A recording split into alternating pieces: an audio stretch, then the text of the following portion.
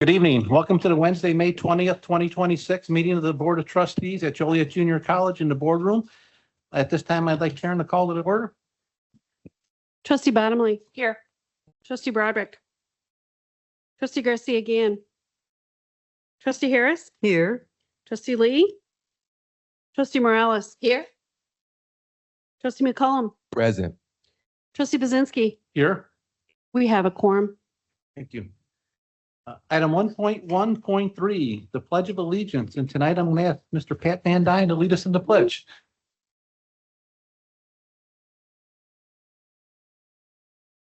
The flag of the United States of America and to the republic which stands one nation under God, indivisible, with liberty and justice.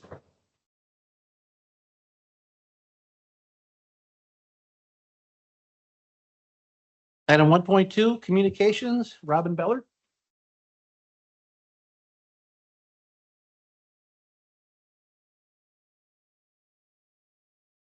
Good evening, Dr. Namuo, Chairman Bazinski, JJC Trustees, and the community. Before we begin, I want to take a moment to recognize graduation this past Friday. It was a wonderful celebration for our students and all that they've accomplished. And I want to thank the trustees and everyone who attended and helped to make it such a meaningful and special day for everybody. This evening, it's my pleasure to introduce Jackie from the Workforce Development Manager at Constellation. She's spent the last 12 years building strong connections between education and industry. Jackie's been a key partner to JJC, working closely with our Advanced Integrated Maintenance Program and the Chris Crane High School to Work initiative to create meaning pathways for students into energy and advanced manufacturing careers. Through this partnership, Constellation is not only expanding access to STEM learning, but also turning that learning into real opportunities for our students. We'll talk about that today. We've already begun seeing the impact of that work take shape. We're grateful for Constellation's continued investment in our students and especially in this community. Please join me in welcoming Jackie.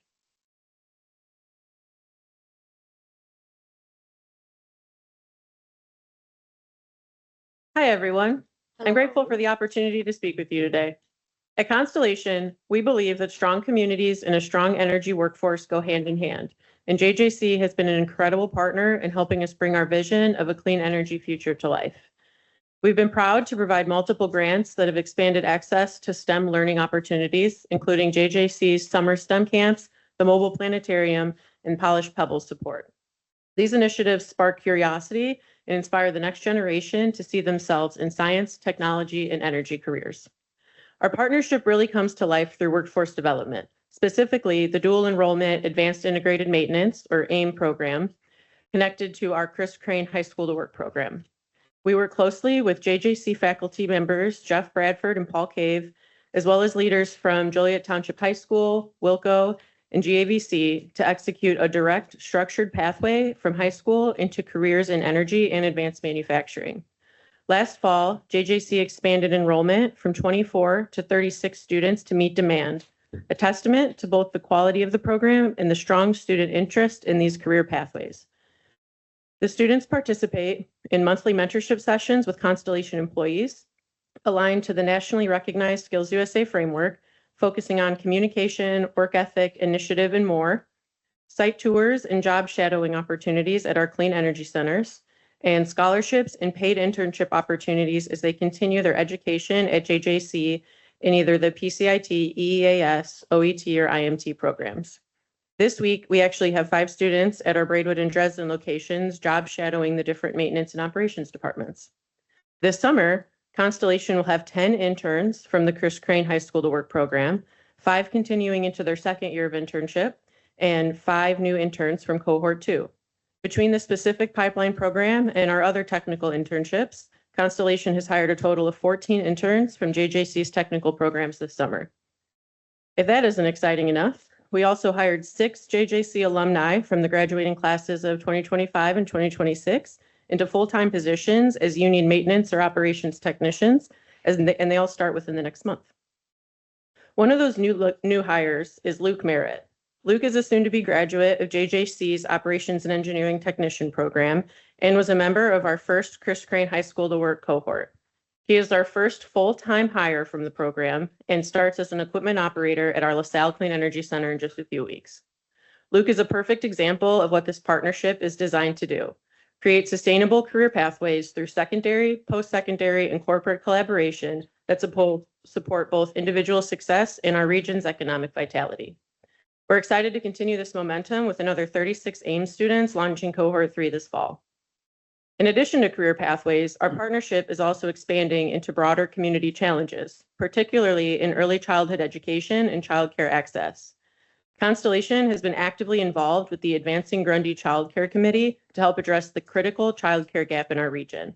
In Grundy County, there are 2,600 children under the age of 6 that have all parents working. However, Grundy County only has 13 total licensed childcare centers or licensed in-home businesses. In comparison, Will County has 235. To help address this, Constellation, along with multiple community partners, has begun conversations with Melissa Sinchek and Becky Caldwell from JJC's Child Care Development Program to explore opportunities like public information sessions that increase awareness of early childhood education, workforce pathways, and available career resources. Just a few hours ago, I was at Will County CED's Small Business Symposium talking with Brian Kincaid from JJC's Entrepreneur and Business Center, who is excited to learn about and energized to join our collaboration in this space as well. Additionally, on behalf of Constellation, I recently joined Dr. Namuo as a board member of the Workforce Investment Board of Will County, where early childhood education remains a key focus. This is highlighted by the cross-regional collaboration between local workforce boards and JJC's Workforce Development Department, where JJC was awarded the Department of Labor's Registered Apprenticeship DCEO grant for early child care lead teacher and director certifications. Constellation and the Advancing Grundy team are also engaged in ongoing discussions around advocacy to ensure Grundy County receives equitable child care support, particularly when it comes to the State Child Care Assistance Program reimbursement rates, which is the per day payment a child care provider will be paid when the parents work or attend school if the family falls in lower income brackets. Even though Morris is considered an urban area by the federal census, Grundy County is currently in the lowest reimbursement rate group, while surrounding counties like Will, Kankakee, and Kendall all receive higher rates.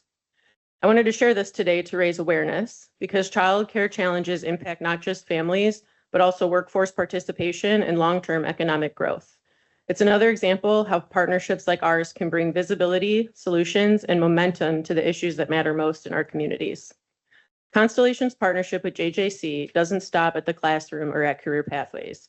It extends into strengthening the full ecosystem that allows individuals, families, and communities to thrive. Because at the end of the day, workforce development is about more than jobs. It's about access, opportunity, and long-term community impact. With that, I want to extend my thanks to Dean West for the opportunity to highlight these initiatives today, and to all of you for your leadership and commitment to students and the community. I'm incredibly proud of what we accomplished together, and I'm even more excited about what's ahead. I'm happy to take any questions.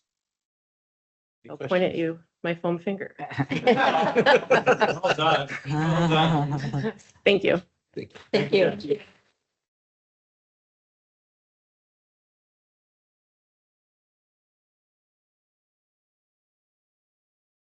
At a 1.3 proclamations, the first one is 1.3.1, the Asian American and Pacific Islanders Heritage Month.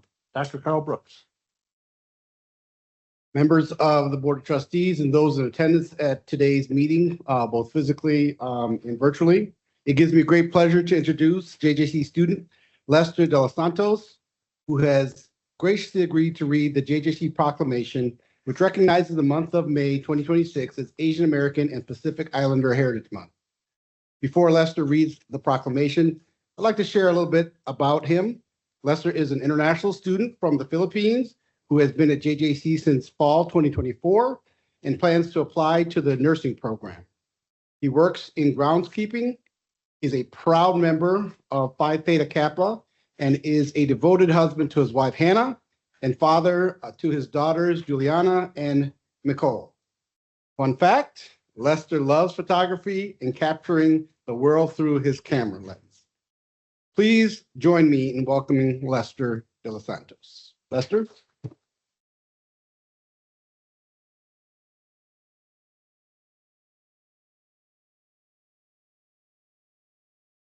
Good evening, everyone. Good evening. Proclamation. Asian American and Pacific Islander Heritage Month. Whereas citizens of the Asian and Pacific Islander ancestry comprise a percentage of the residents of Illinois Community College, District Number 525. And whereas the contributions of the citizens of the Asian and Pacific Islander ancestry to the history and culture of the United States are invaluable and abundant. And whereas it is the goal of Joliet Junior College to provide its students with a comprehensive curricular and co-curricular educational experience with consideration given to the contributions of all socially identifiable groups within American history and culture. Now, therefore, be it resolved that the Board of Trustees of Illinois Community College, District Number 525, Joliet Junior College, Counties of Will, Grundy, Kendall, LaSalle, Kankakee, Livingston, and Cook, State of Illinois, hereby proclaims the month of May as Asian American and Pacific Islander Heritage Month in Illinois Community College, District Number 525, adopted this 20th day of May 2026. So moved. All those in favor say aye. Aye. All those opposed say no. Motion carries. Thank you.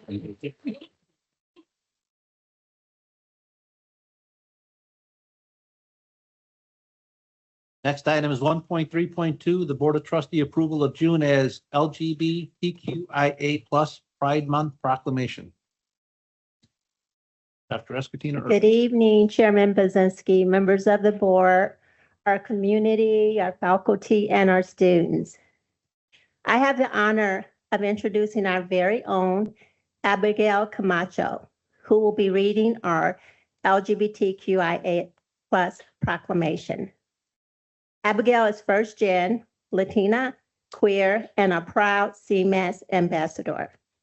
Abigail is a 20-year-old Mexican-American student who is passionate about education, community involvement, cultural representation. She enjoys time outdoors, making music with friends, and playing games with loved ones. At Joliet Junior College, Abigail serves as president of Latinos Unidos and actively participates in organizations such as Black Student Union and Sustainability Unit. Her positive energy and leadership makes her a valued presence in every space she enters. Help me in welcoming Abigail.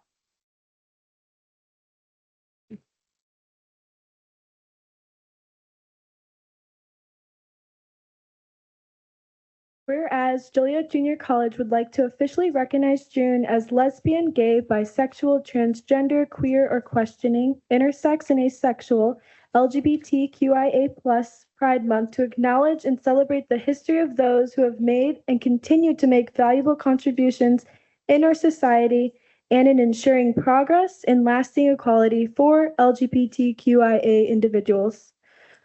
Whereas June will act as a time of remembrance to honor historic and revolutionary events that occurred at the Stonewall Inn in June 1969, which laid the foundation for the ongoing equality movement in regards to LGBTQIA+ community.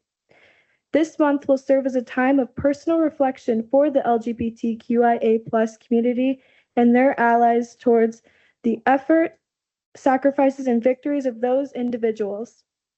Whereas June will be a time of celebration for the LGBTQIA+ community at Joliet Junior College for the progress made since Stonewall and the resilience and determination of the individuals in the LGBTQIA+ community for their continued efforts to raise awareness in regards to the needs of the LGBTQIA+ community and create improvement.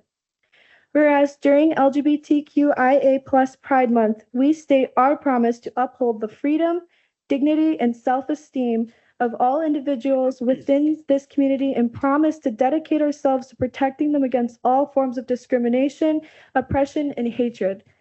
LGBTQIA+ Pride Month reiterates that LGBTQIA+ rights are human rights, and Joliet Junior College stands with and will continue to support this community to accept nothing less than full equality. Now, therefore, be it resolved that the Board of Trustees of Illinois Community College District Number 525, Joliet Junior College, counties of Will, Grundy, Kendall, LaSalle, Kankakee, Livingston, and Cook, State of Illinois, does hereby recognize and honor June as the LGBTQI+ Pride Month and will raise an LGBT+ Pride Month flag in celebration of its students and community.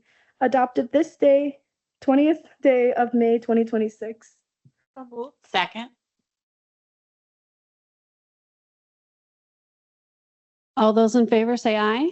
Aye. All those opposed say no. Motion carries.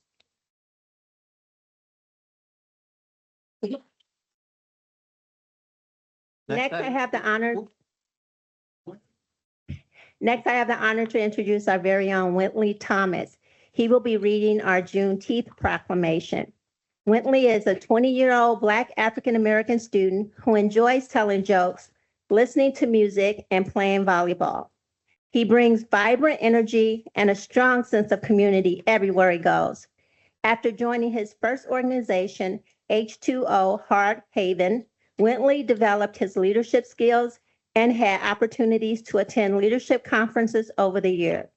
Whether participating in volleyball, open gym, or leadership events, he is known for creating a welcoming atmosphere and making others laugh with his signature corny dad joke.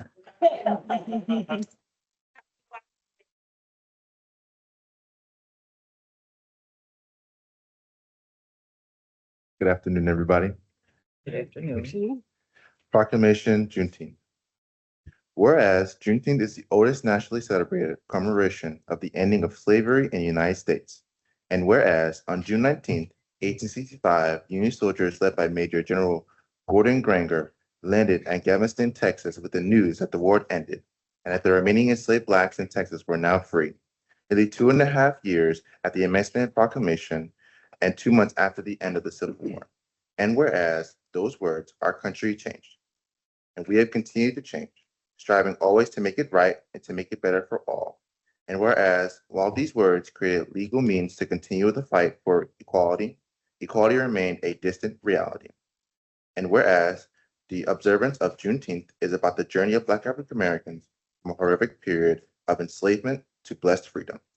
And whereas today we celebrate the incremental progress with this resolution, recognizing and celebrating the moment the Emancipation Proclamation reached the last enslaved part of the Confederacy in Texas. Whereas, as we look back over, whereas Juneteenth celebrates pride, resilience, and determination that will always be historical and spiritual significance. As we look back over 150 years of progress, we honor those who have come before us, we remember those who lost their lives, and remember those who collectively paved the road to freedom. Whereas we pay tribute in this journey, we acknowledge many roles of contribution of Black spirit to our society. And we embrace the past and we embrace the future, something that only occurs with the unity and respect.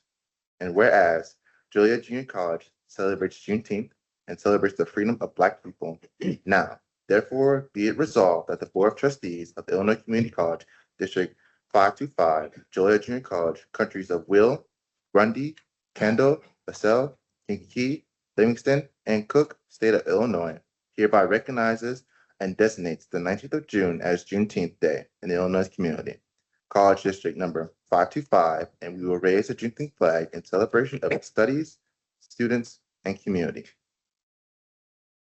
on the day of the 20th of May, 2026. So moved. Second.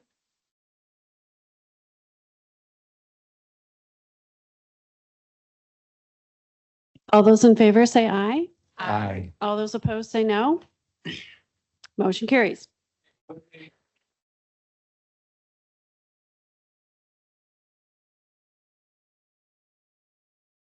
Item 1.4, approval of recognition of retirements. 1.4.1 is the approval of recognition of retirements for Tammy Carrasco, Joe Eccles, Susan Battis, Wayne Golick, Charles Gannett, John Kritz, John Loretta, Christine O'Connor, Danny Thompson, Cheryl Upshaw, Tammy O'Malley, Sandra Wordlaw, Gary Clark, Denise Clark, and Deborah Goff. Second.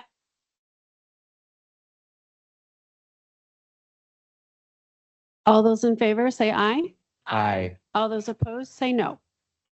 Motion carries. Item 1.4.2, the recognition of retiree Sandra Wordlaw, Dr. Carl Brooks. Well, unfortunately, Sandra was unable to join us today. She went through a full day of supporting orientation. And as I was told recently, she's pooped out today. For sure. Understandably so. We will miss her tremendously. Her director provided me some comments that I'll share. Sandra has been with JJC for nearly 22 years and began her current role as the student onboarding and new student advising assistant in 2023. She's retiring as of June 1, the same day as her husband will also be retired. Isn't that nice? Sandra has been instrumental in assisting new students through the onboarding process and getting them into new student advising. Her genuine care and student-centered approach has left a lasting impact on the Student Advising Center, Joliet Junior College, and most notably for all of the students she has served during her time here. We congratulate Sandra and wish her well, as well as her family as she transitions to this next chapter in her life. Congratulations, Sandra.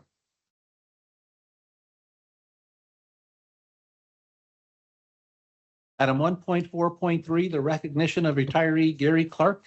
Karen Kistler. Thank you, Chairman. For the past 18 years, Gary Clark has been an important part of Joliet Junior College community, serving as a receiving lead with dedication, reliability, and care. Behind the scenes, he has helped keep our campus running smoothly by ensuring that packages, supplies, and essential materials reach the people who depended on them every day. His consistency and strong work ethic made him a lasting impact on our operations and on all of us who had the privilege of working alongside him. More than work itself, Gary brought experience, dependability, and a quiet commitment that earned the respect and appreciation of his colleagues. He was someone we could count on, and his contributions helped the success of departments across the college for nearly 2 decades. As Gary begins this well-deserved retirement, we hope this next chapter brings some relaxation, happiness, and many memorable adventures, especially out in the open seas, enjoying his love of cruising. In fact, he and his wife, Denise, who also worked at JJC, retired the same day. Similar story. And they're in Japan right now, so I'm sure he's enjoying himself.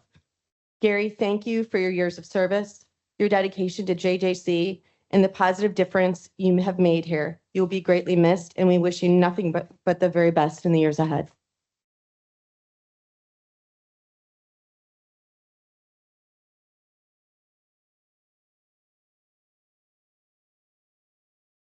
That one first. Item 1.4.4, the recognition of retiree Denise Clark, Dr. Chris Ostmico. Thank you. Good evening. Good evening. As you've heard, Denise is Gary's spouse, so on the cruise as well. According to Workday, Denise Clark had a length of service at JJC of 31 years, 7 months, and 8 days. I was fortunate to work daily with Denise for the last 10 years, 3 months, and 21 days in her role as the iCampus Administrative and Scheduling Specialist.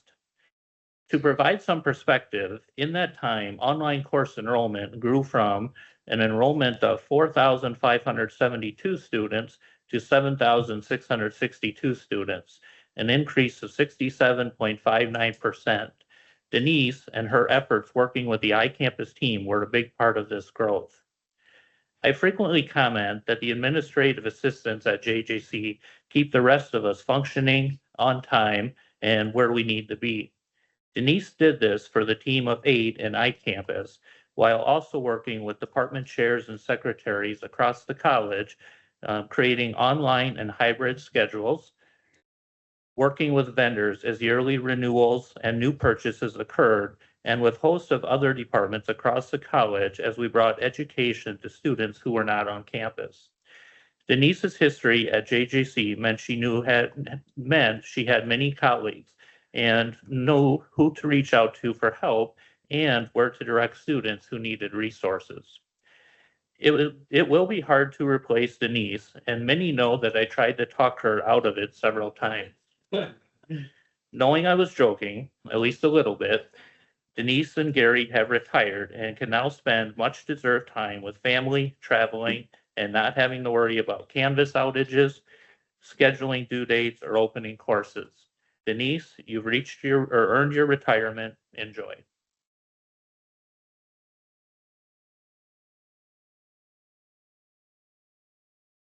Next item is 1.4.5, the recognition of retiree Deborah Goff, Brandon Campbell.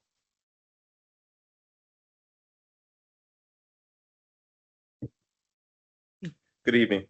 Today we have the privilege of recognizing a truly special member of the Joliet Junior College Police Department as she prepares to retire after 23 years of dedicated service. Her journey with JJC began in August of 2003 when a former coworker encouraged her to apply for a records clerk position. At this time, she was preparing to return to a previous role, but thankfully for us, she took a chance on JJC. That decision became a career defined by commitment, connection, and lasting impact. When asked what kept her here all these years, her answer was simple: the people. She built more than just working relationships, she built a work family. Through daily interactions, shared laughter, and countless moments in between, she helped create a sense of belonging that so many of us value today. Her peers recognized that impact in a meaningful way, naming her Citizen of the Year twice. That honor speaks volumes about the respect and appreciation she earned throughout her time here. Of course, what she says she will miss the most is that very same work family, the connection, the routine, and the sense of being a part of something bigger than herself. And I think it's safe to say she will be deeply missed in return. Those who know her best know she brings honesty, humor, personality into every space she enters, whether it's sharing stories, her love of baking and gardening, or simply someone who tells it like it is. She has a way of making people feel comfortable, connected, and valued. But beyond her many contributions here, her greatest pride is her family. Her husband, Art, and her daughters, Sarah and Rachel, have been her foundation. And her daughter's connection to JJC makes this moment even more meaningful. Both Sarah and Rachel attended JJC, played softball here, and completed the college's nursing program. Today, they are exceptional nurses making a difference in the lives of others each day. I have personally witnessed the pride Deborah has in her daughters. It's inspiring. And the way she supports them and talks about them and celebrates them, they are truly her pride and joy. As she steps into retirement, she leaves us with a simple message. She will miss her work family and hopes to stay connected, joining when she can. Knowing her, we fully expect that this won't be goodbye, just be a new chapter. On behalf of the entire Joliet Junior College Police Department, thank you for your 23 years of service, your dedication, and the ways you've made the place better. Personally, I'm going to very much miss hearing you greet students, staff, faculty every morning with, "How can I help? How can I help?" Just really going to miss hearing that. So we love you and we miss you.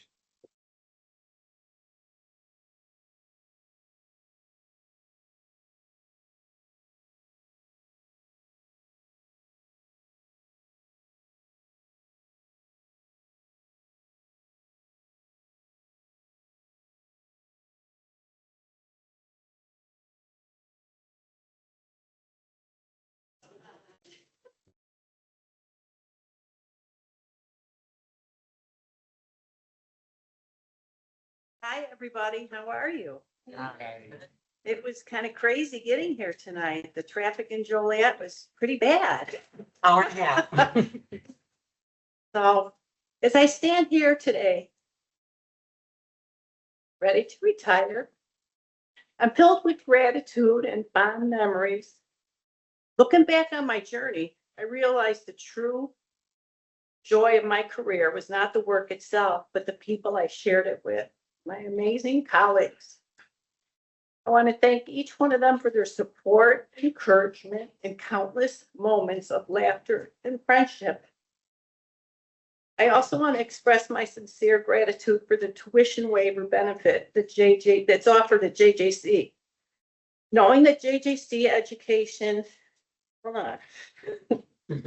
Knowing that JJC values education and invests in the families of its employees is truly inspiring. From this tuition waiver, both our daughters, Sarah and Rachel, went to school at JJC.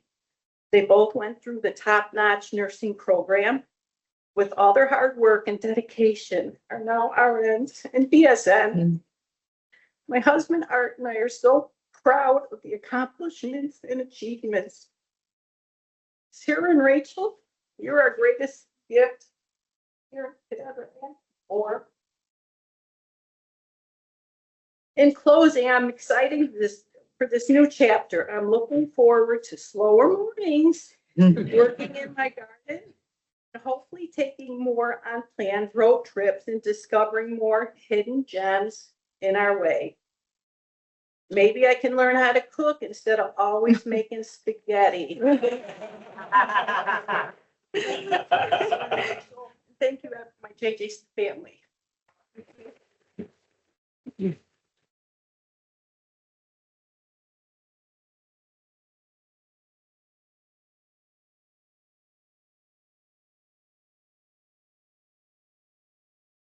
Next item is 1.5, public comments. Karen, do we have any public comments?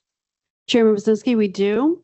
Tonight we have Kayla Sorensen from Will County CED, who is speaking on agenda item 3.6.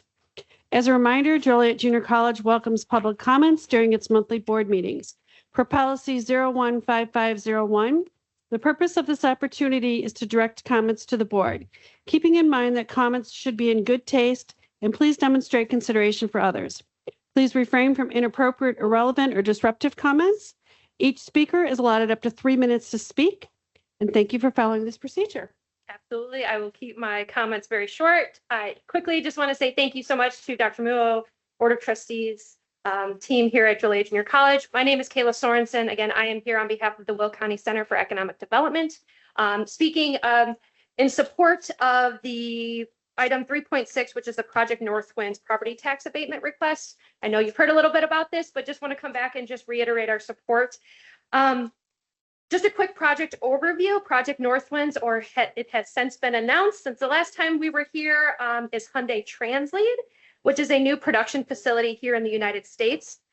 This production facility will focus on trailer equipment manufacturing, including the production of dry and refrigerated trailers and truck bodies.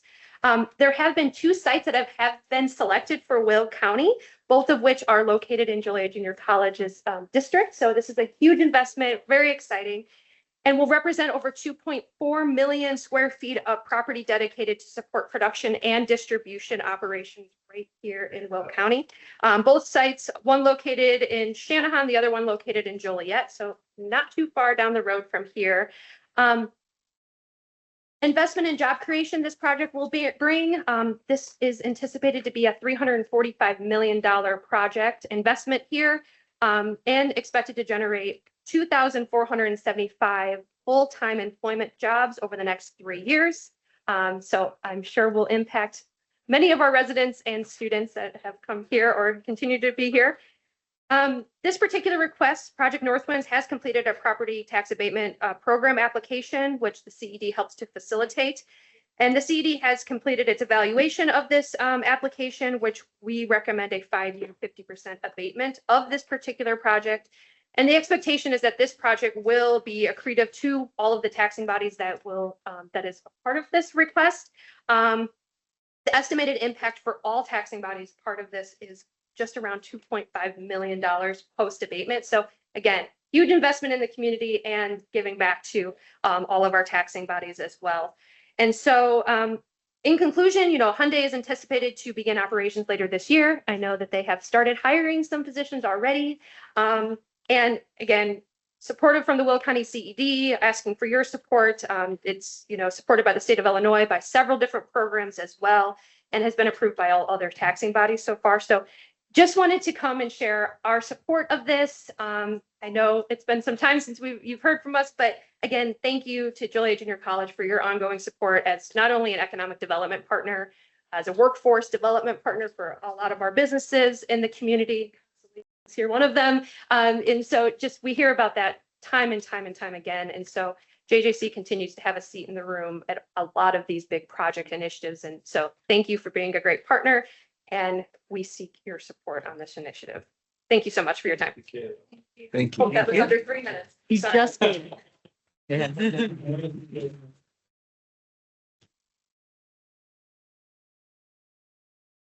you have any additional public comments? We do not. Thank you. At this time, I'm going to ask for a moment of silence. Item 1.6, Dr. Newell. Chairman, thank you. I'm asking the college community to join me in a moment of silence for the following individuals tonight. Edward Green, a JJC student. Mike O'Brien, a retiree with 31 years of service in our media service department. Moses Delgado, father of Kathy Delgado, our registrar in records and registration. Mary Kay Spolar, sister of Bob Morris, Dean of Enrollment Management. Michael Roberson, son of Karen Roberson, nursing professor. Kathleen Hesser, sister of Maureen O'Keefe in academic operations. Marilyn Hertko, former JJC trustee. And Bill Kaplan, JJC Foundation lifetime board member. Dr. Nomura, may I add one to that? Mrs. Ida King, who was an employee here many years ago.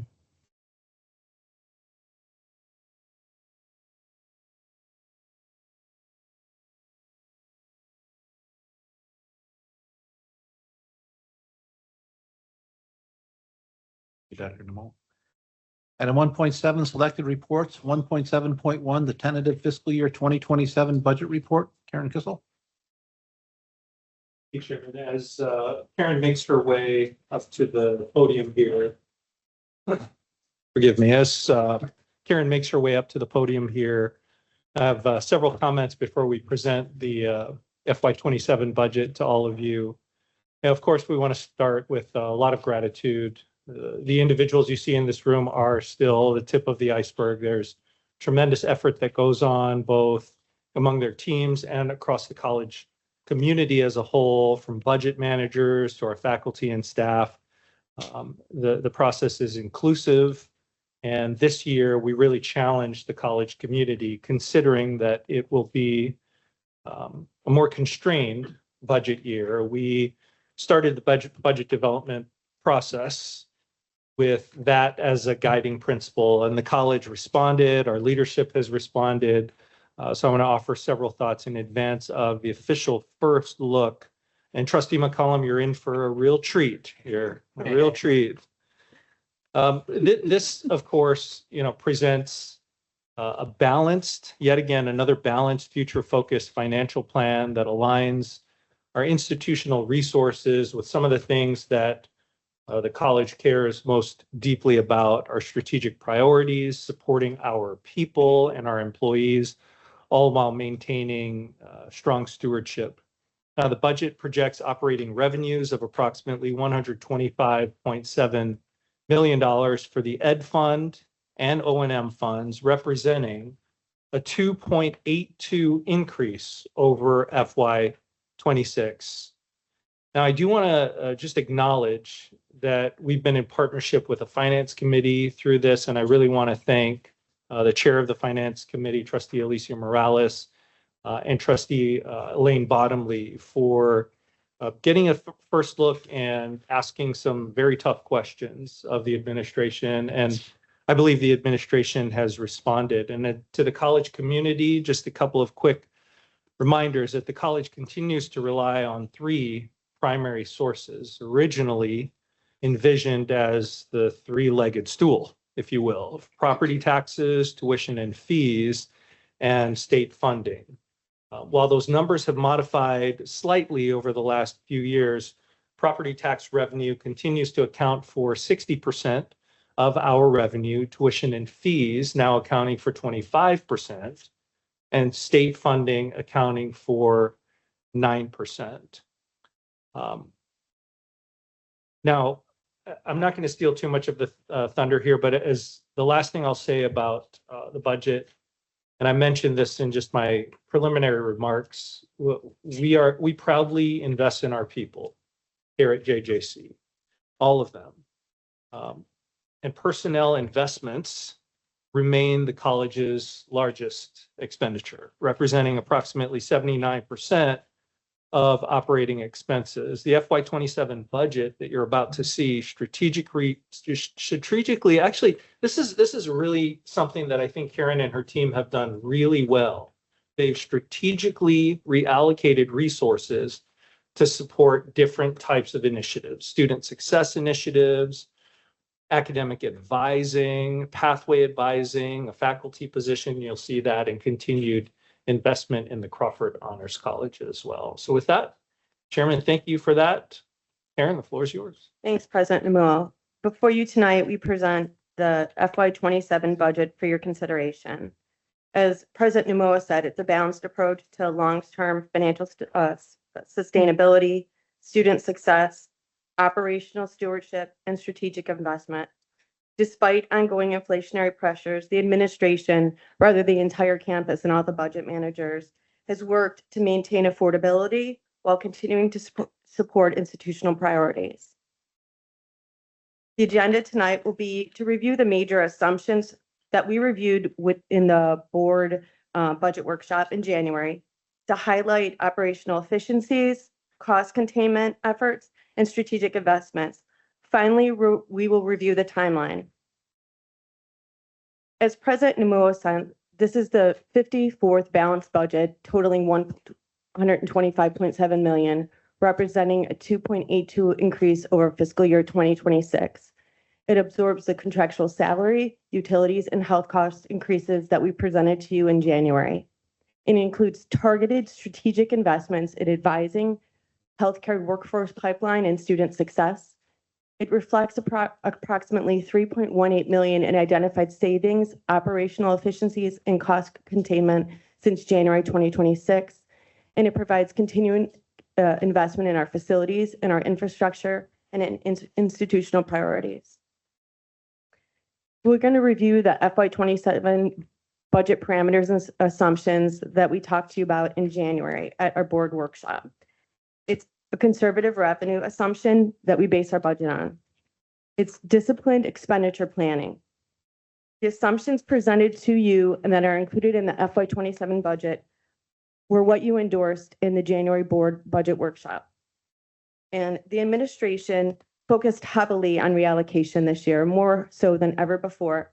And we really reduced growth increases as much as possible. So just to review the parameters that we talked to you about in January, the assumptions were that state revenue was going to be a 1% reduction. New construction was going to increase 1.1%. The consumer price index is going to increase 2.7%. We know that for a fact. Credit hour growth is 1.1%. And the tuition rate increase that you approved was $2 a credit hour. As it relates to expenditures, salaries per contractual obligations are increasing between 3 to 3.5%. Benefits, 6%. Contractual supplies, travel, and other are flat. Utilities, a 4% increase. We reserved $250,000 for strategic initiatives that we can focus on this year. And the advisor model, which is the third of the 3-year funding for all 12 advisors, is $400,000.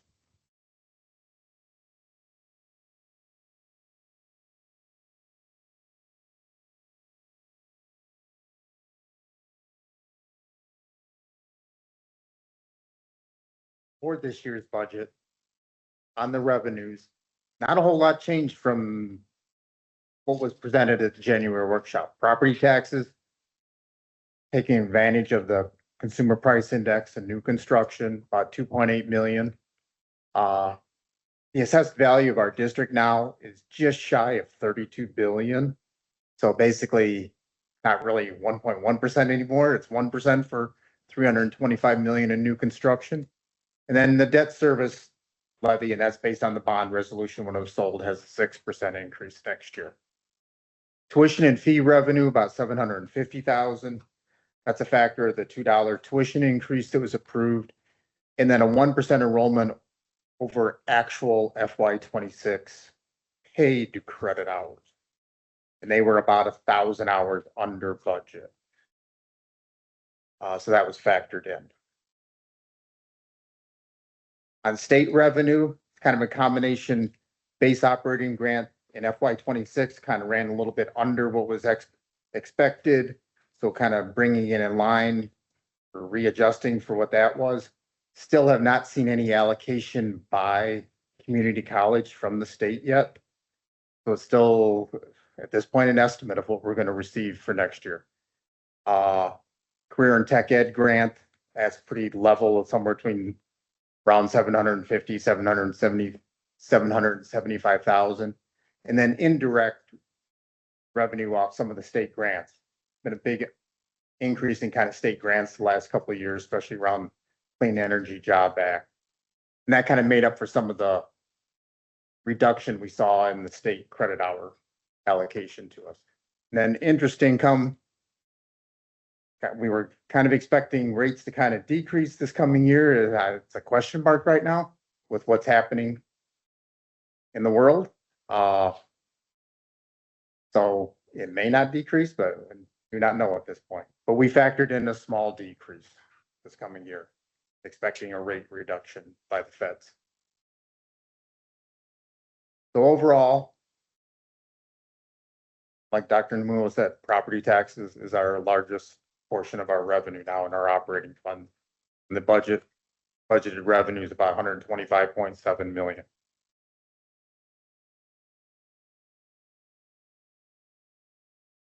Which, and then from the pie chart, you can see from property tax, 60%, tuition 25%, state 9%. Over the years, property tax has grown as a percent of our operating budget. You go back about 10 years ago, it was about 54 or 55%. So kind of continues to make up a larger share. State revenue is bounced in that 9 to 10% range the whole time I've been here, I think. On the expense side, primarily personnel and benefit represents the largest share of our budget. Personnel increases are based on the union contracts, what's factored in here. So that's 3 to 3.5%. Health insurance costs factoring budgeted a 6% increase. Still working on a few things with the insurance committee. I know our preliminary projection renewal notice was higher than 6%. Utilities factored kind of an allocation of a 4% increase, not knowing how that's going to affect with some of the upcoming utility bids for electric and gas. And then material supplies contractual assume no increase is allocated as a starting point.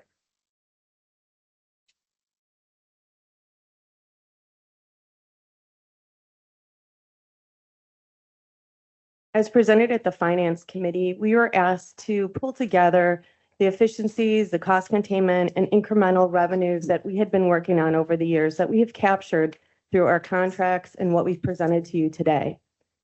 When we look at our operational efficiencies, we talk about contractual supplies and travel. That was flat this year.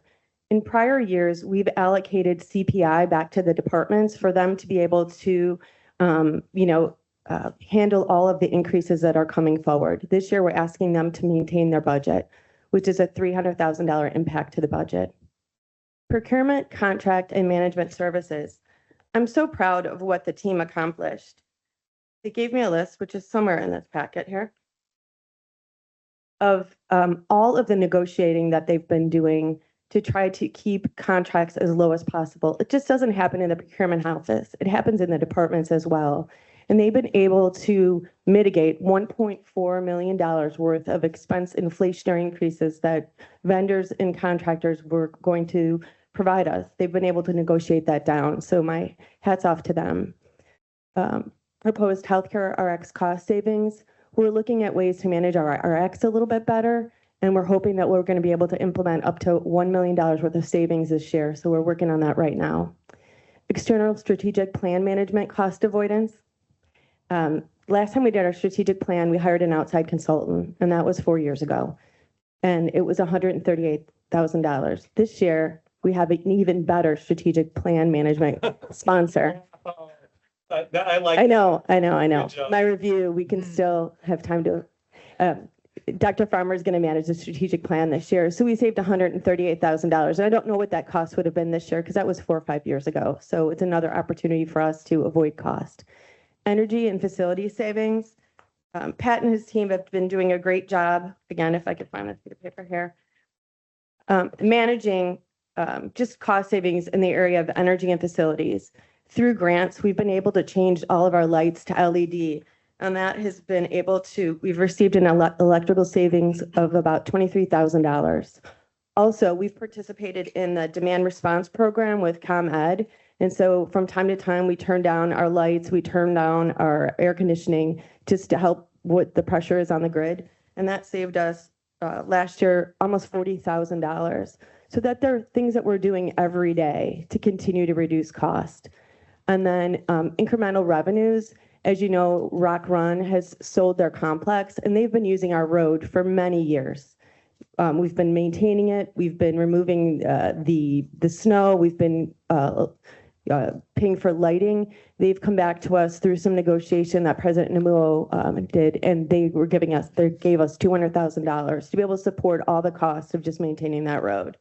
All this to say that because of these incremental containment and cost savings, we were able to try to manage the budget as well as possible. So that's factored in the budget. But at the Finance Committee meeting, we received a directive. Can you identify additional cost savings without materially impacting operations that could give you flexibility?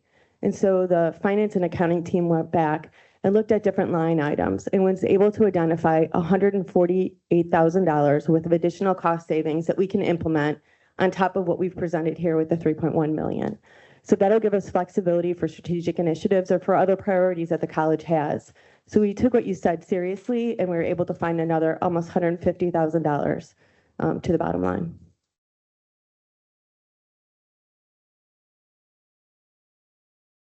Strategic investments. So what was included in our budget this year were 3 non-personnel strategic investments. One was a referendum consultant, which the board approved 2 months ago in one of the board items.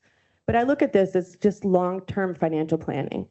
The next one is $25,000 of additional funding for athletics, postseason travel. We've been so fortunate. Our students have done so well in their sports that they have opportunity to travel. It's just going to cost a little bit more money, but we want to support them there. And then $10,000 for additional funding for roads and grounds, for contractual agreements, for fertilizer, for seed, for burns, for things that we need to do to keep up our maintenance of our campus. And we can all say that campus looks fantastic. And then personnel. These have been intentionally limited and they've been strategically targeted. This supports retention, it supports student completion, it supports student success. Specifically, when we look at the academic advisor and the guided academic pathway advisor, that is the part 3 of 3 parts for the academic advisors that the board endorsed 3 years ago. So this is the final edition of that. And the last one is 1 faculty for microbiology. It really is because of the healthcare pathway. Students need microbiology in order to graduate, and the enrollment demand is there. So this is why we added these strategic initiatives. The next one is the reallocation of positions. This is what President Namuo was talking about. It's no new net operating costs. So this was a 0 cost initiative, but we were able to put together a manager of Crawford Honors College. It was reallocated from costs that we pulled from other departments. So one of the open dual credit specialists was transitioned to a manager of the Crawford Honors College. The second one was a groundskeeper. 2 positions were reallocated from part-time positions. So they were able to get 2 full-time positions because we reallocated part-time positions. And then a part-time position. We had a specialist 3 in athletic performance, and it was reallocated from another part-time position. So we're able to add these positions just through looking at existing open positions. Again, no cost to our operating budget. And finally, I just wanted to walk through how 2026 operating budget transitioned to 2027. I affectionately call this slide Trustee Bottomley slide. But I just wanted to point out our operating budget in 2026 was $122 million. How did it become $125.7 million? So I'd like to walk through it.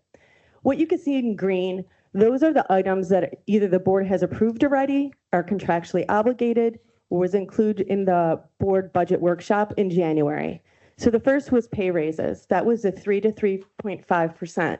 That equated to $2.5 million. The next one was vacancy savings increases.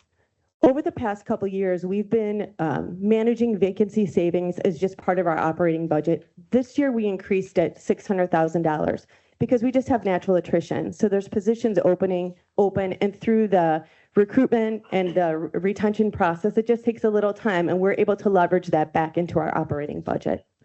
The third one is the benefit cost increase. This is at 6% in cost increase for the benefits. The next one is the utilities cost increase of 4%. So that's what we factored in the budget.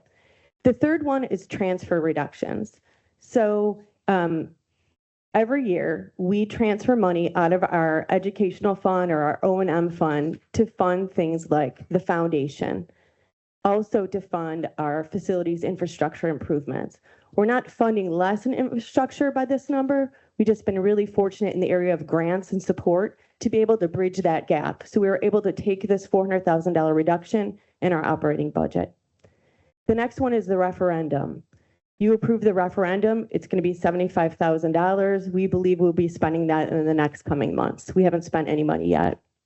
Roads and grounds contractual, that's the $10,000 I talked about for fertilizing and other maintenance necessary items that grounds needs. The next one is athletic post-season travel of $25,000.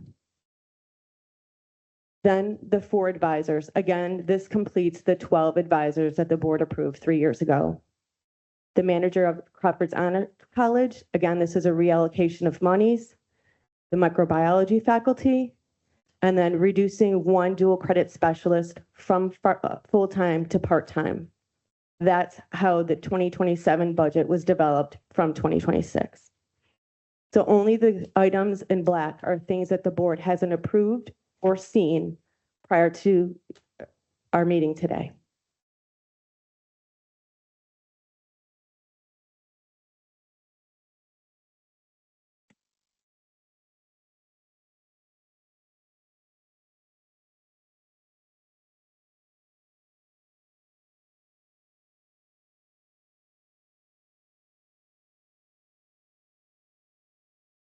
In our operating fund, there's $400,000 of capital projects budgeted. $259,000 for kind of roads and grounds, placing 2 aging pickup trucks, an older gator, an older mower, a couple salt spreaders. $100,000 kind of an allocation set aside for furniture on campus. Then 41 grand for kind of small little room remodeling projects as they come up. So not a lot set aside for that. So all in comes up back to the 125.7 million of expenses for the operating budget, which is primarily represented by salary and benefits, makes up 79%. Comparatively, salary and benefits represented about 78% of the operating budget last year. But the only addition this year in the operating funds is primarily the 5 positions, 4 advisors and the faculty.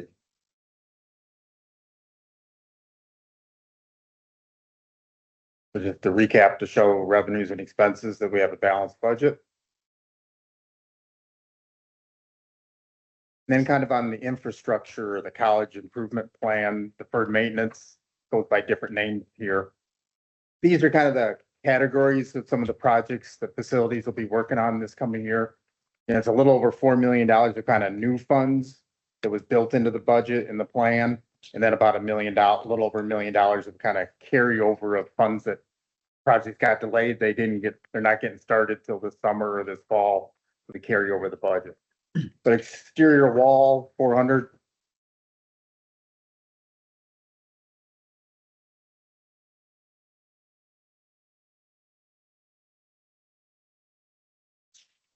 It's basically primarily facade repair and some exterior painting. Next big one, electrical systems, a little over $1.5 million. That's the generator that we will be replacing.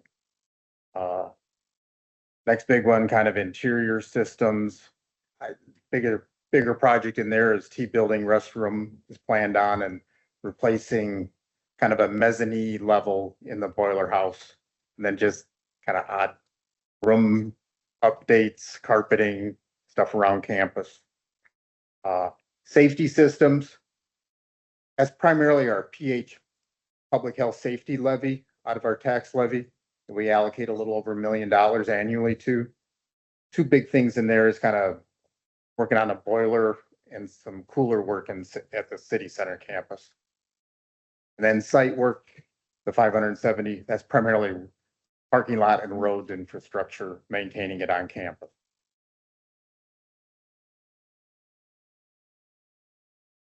Basically timeline, asking the board to adopt the preliminary budget tonight. And then at the June meeting to approve the legal budget.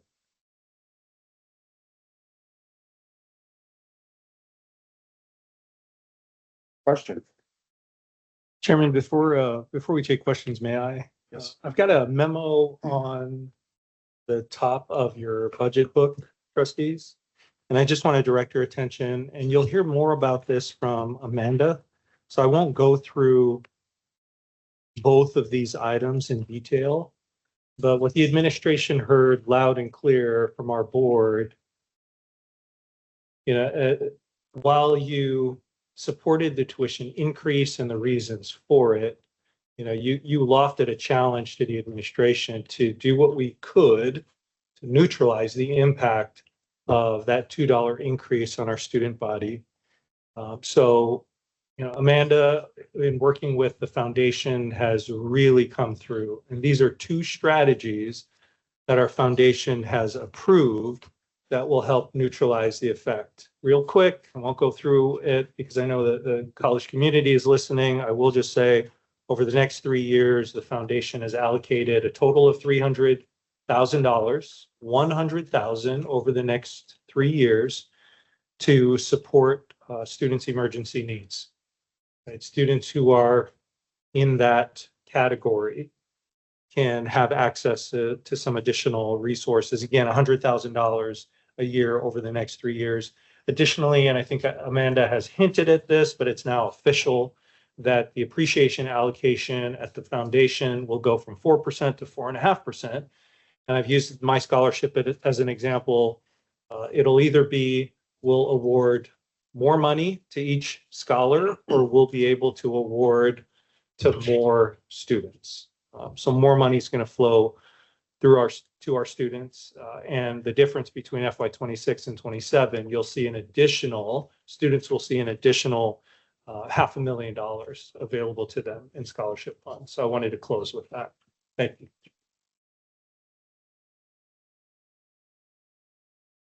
Do you have any questions from the board? Looks good. A couple questions I have.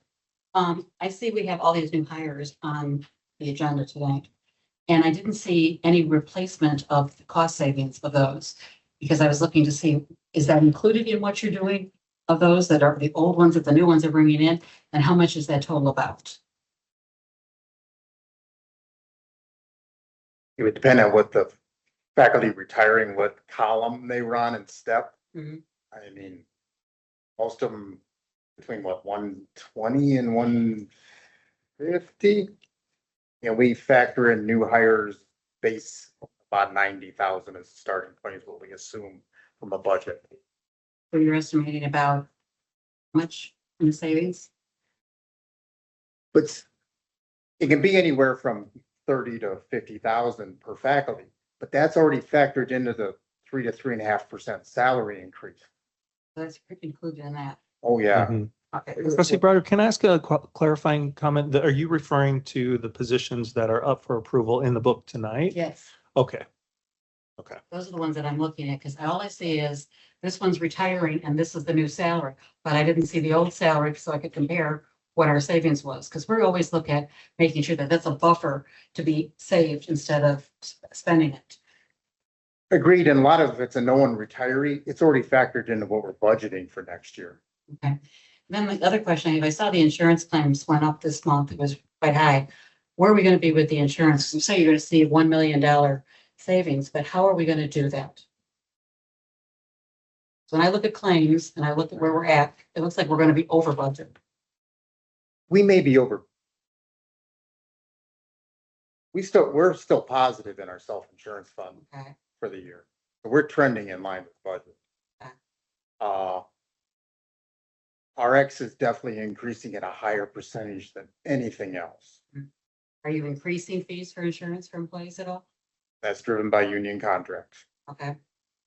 What that potential savings would be, I'm trying to think of the term.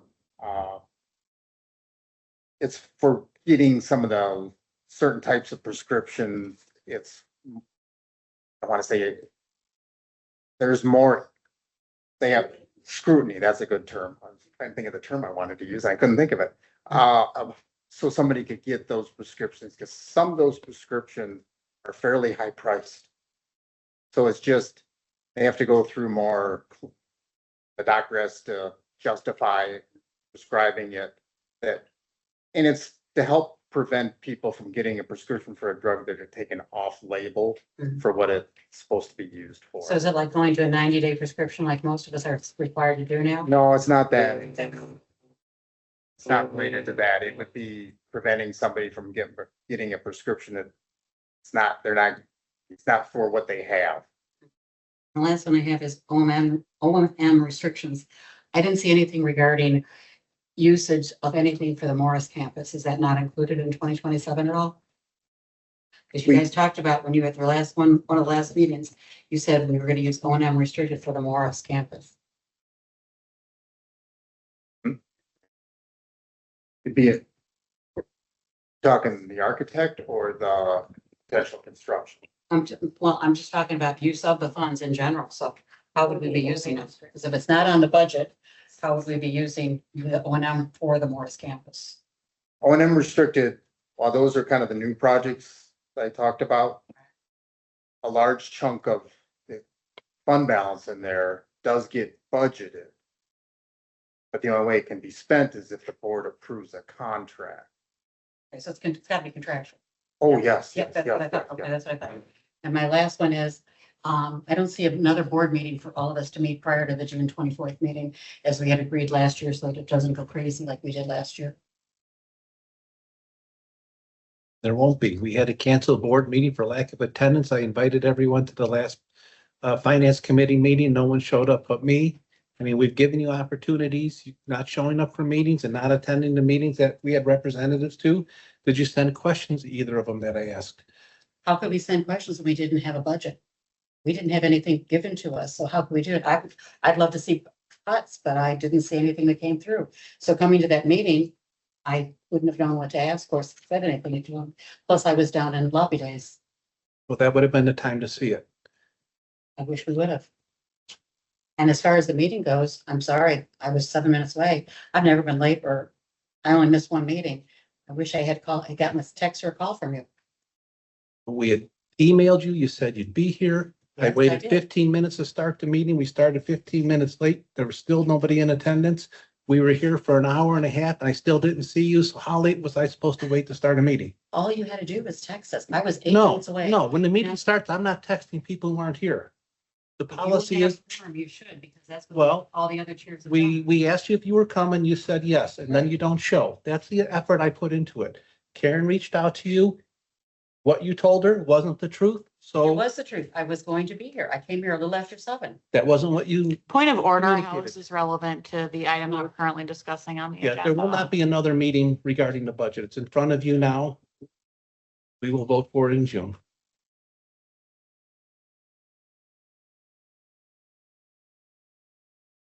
Any other questions? I have a question. Sure. I really appreciate all the work that goes into this. I know that I asked a lot of in-depth and hard questions, and I really appreciate staff taking the time to come up with some additional review and additional 1.25%, the approximately $148,000 in operation reductions. I mean, I said this at Finance Committee, I'm going to say it again here. We all know that it's a weird time to be alive and functioning in this world and making purchases.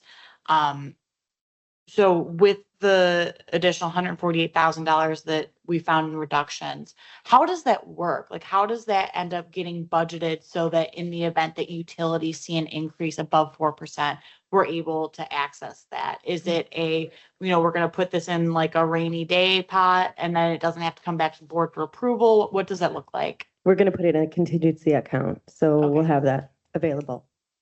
And then in order to move anything out of the contingency account, does that take any board action or does that just automatically happen? If it's contractual, it would take board action. Okay, perfect. Thank you. No, I'm done. Thank you. Any questions? I don't have any. Thank you for the report. Comment, please. Well, I just said thank you for the in-depth report. Appreciate that. For me, thank you again for the wonderful presentation and providing a high level summary and breaking down a lot of the key information for us to better understand as we go into the preliminary budget.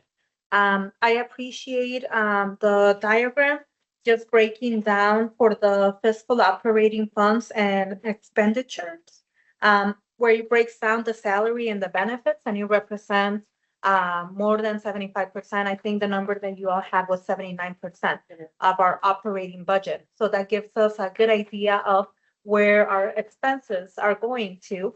And again, it's aligned to the values of the institution because we value our employees and also benefits along that need to be provided to our employees. So thank you for the wonderful presentation.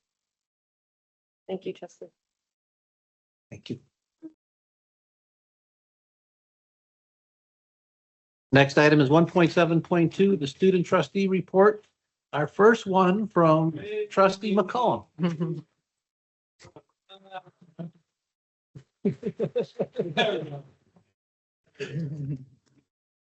All right. Before we start today's presentation with the student trustee Byron McCullum, how are we feeling today, y'all? All right, that's good.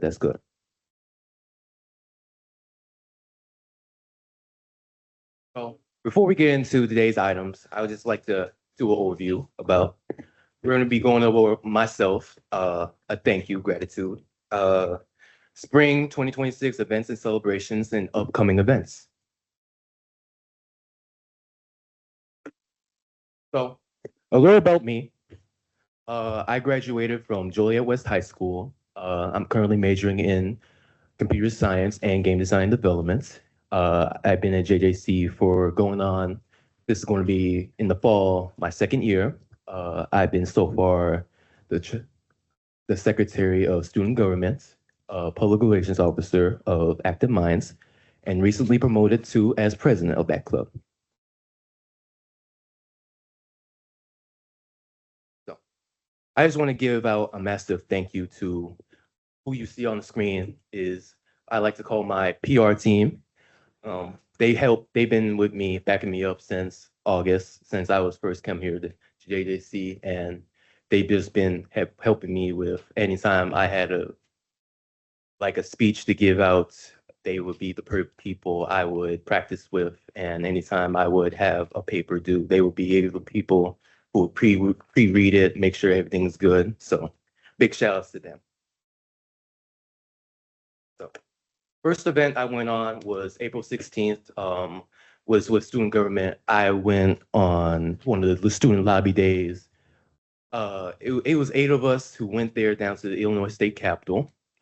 We were advocating for baccalaureate degrees for community colleges, and we were able to meet with several of the senators and representatives there, mainly Matt Chappell and Rachel Ventura, just a note or two. Next event was the next day was the Student Government Spring Gala. It was an event that celebrated faculty and staff who were nominated by students who felt like they made a great impact on JJC. and also their educational careers. We had food, song, and dance. And anyone who went there, I had the pleasure of getting into a dance competition with multiple people and winning.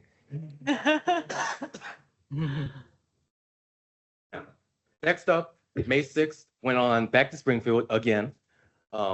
This time again for baccalaureate degrees for community colleges. And I had the opportunity to provide remarks at one of the ICCTA general meetings. If you ever wanted to take a chance, go to my LinkedIn. Or ask the president, he'll give it to you. Okay. Next up, XG student service trip. We volunteered, 7 of us went to Northern Illinois Food Bank. We helped out there packaging some supplies, some canned goods, making sure they're good. And then afterwards, we went to Six Flags and we had an adventure. It was pretty fun. I would recommend it. If you're a fan of roller coasters, that is. And now, graduation. I just want to give another shout out to 2026 graduation class. And I know it was a really arduous past year with everything going on. I couldn't give any more grace to the past class. So it was approximately 750 graduates. And where I got that number from was the president's emails. So if you're ever wondering if anyone was reading them emails, I'm one. Uh-oh. Uh-oh. So getting to the end here, y'all. Next up upcoming events is OSA's popcorn. If you want any popcorn, be sure to visit the D-Info desk on June 1st and the 29th. Then next we have again OSA's World Cup viewing party. That's on June 16th and the 17th. If you ever want to watch the World Cup, be sure to stop by. And again, just one massive thank you. I was just like, this is my first board meeting, and I hope I gave y'all a little bit of entertainment. So.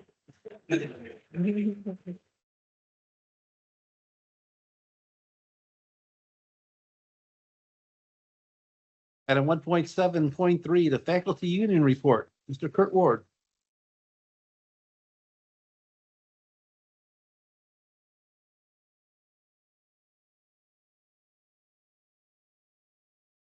Quite as tall as Byron. Hey, good evening. Happy week 1 of the summer session. It's hard to believe, right? I hope everybody's doing well. I want to echo Byron's sentiments. Congratulations to our spring graduates.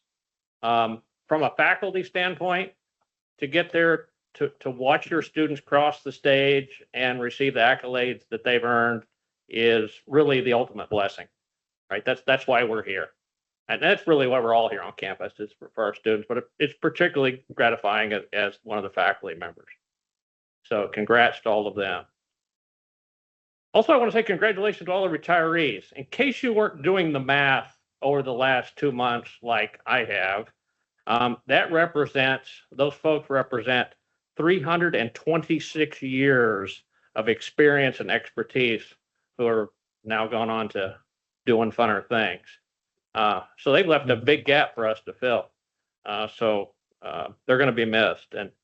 And from the faculty retirement standpoint, last month we had our annual faculty retirement luncheon, and we're able to celebrate those folks leaving. I go back to March because somehow I missed an opportunity to speak in April. Anyway, but in March I talked about a world-class education here at JJC. And I highlighted the outstanding work of culinary, nursing, and healthcare. This month, I want to talk about the fine arts department. Have anybody here ever had a chance to go to a play, a musical, a concert, a recital, visit the art gallery? Our students and faculty and staff and community members are freaking awesome. Plus, it's way less expensive than to go into one of those big houses down in Chicago, right? But I specifically want to recognize Professor Brian Fruits Esparza. Brian recently received the Dale P. Parnell Faculty Recognition Award from the American Association of Community Colleges for 2026. And this recognizes individuals who excel not only in the classroom, but outside of it as well. And he was acknowledged at their recent conference in Seattle. I also want to recognize Megan Callahan, Professor of Art History, as the 2026 Outstanding Full-Time Faculty of the Year. And David Shaw as the instructor in the technical department as the 2026 Outstanding Adjunct Faculty of the Year. And Professor Callahan had a really inspiring message for our students at graduation. So I really appreciated that. And to me, one of the things that makes these two awards most special, they're nominated by their peers, right? So it's great to be recognized by your fellow faculty members. I know he's not here tonight, but I want to recognize Trustee Brenton Bishop, our former trustee now. I know we celebrated a little bit last month, at least unofficially. As a faculty member, it's great to see him as our student first. But then to watch him the last year grow here in this setting was really why we do what we do, right? To Byron, congratulations on becoming the next student trustee. Thank you, Kurt. You've got big shoes to fill. I'm gonna try. But I think, as I watched you up here, I think the tennies need to be the new dress standard around here. I like that, right? I've seen the president, pictures of him running across the Capitol in them. Now I think the white tennis shoes should be the standard. All right. But congratulations in your new role. And so everybody else, have a great summer and a safe Memorial Day weekend. And thank you. Thank you. Thank you.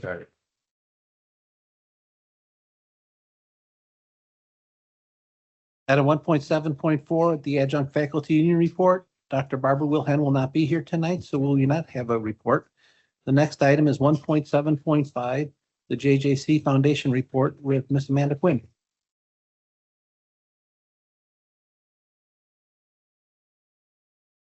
Good evening. It looks like we're all using our branded new template for our, I know Robin's happy. Everyone's had the same look. Just wanted to update you on a few things. The first thing is yesterday, the foundation board approved the 27 foundation budget. And I wanted to highlight a few things. I know Dr. Nemuo talked about some of them. The first is every year we allocate interest for our endowments, which is basically the funds we give out to our students and scholarships. That number last year was around $744,000. The board approved a 4.5% allocation. Typically, I think 1 year in the last 10 years have they done the 4.5%. Typically, it's 4%. So that ends up being over $1.2 million just in endowed funds that we're going to be able to award in scholarships this year. So we're able to have an additional $522,000 for our students. So I know I've been listening, and I go to the foundation board and I tell them what you are all talking about in your meetings and what can we do to help these situations. So this is one of the things I really pushed for, and they agreed that it's a great thing that we can do to support our students. The other thing that I went to them with is we have 2 grants that are actually, we're probably not going to have any longer to support student emergency needs.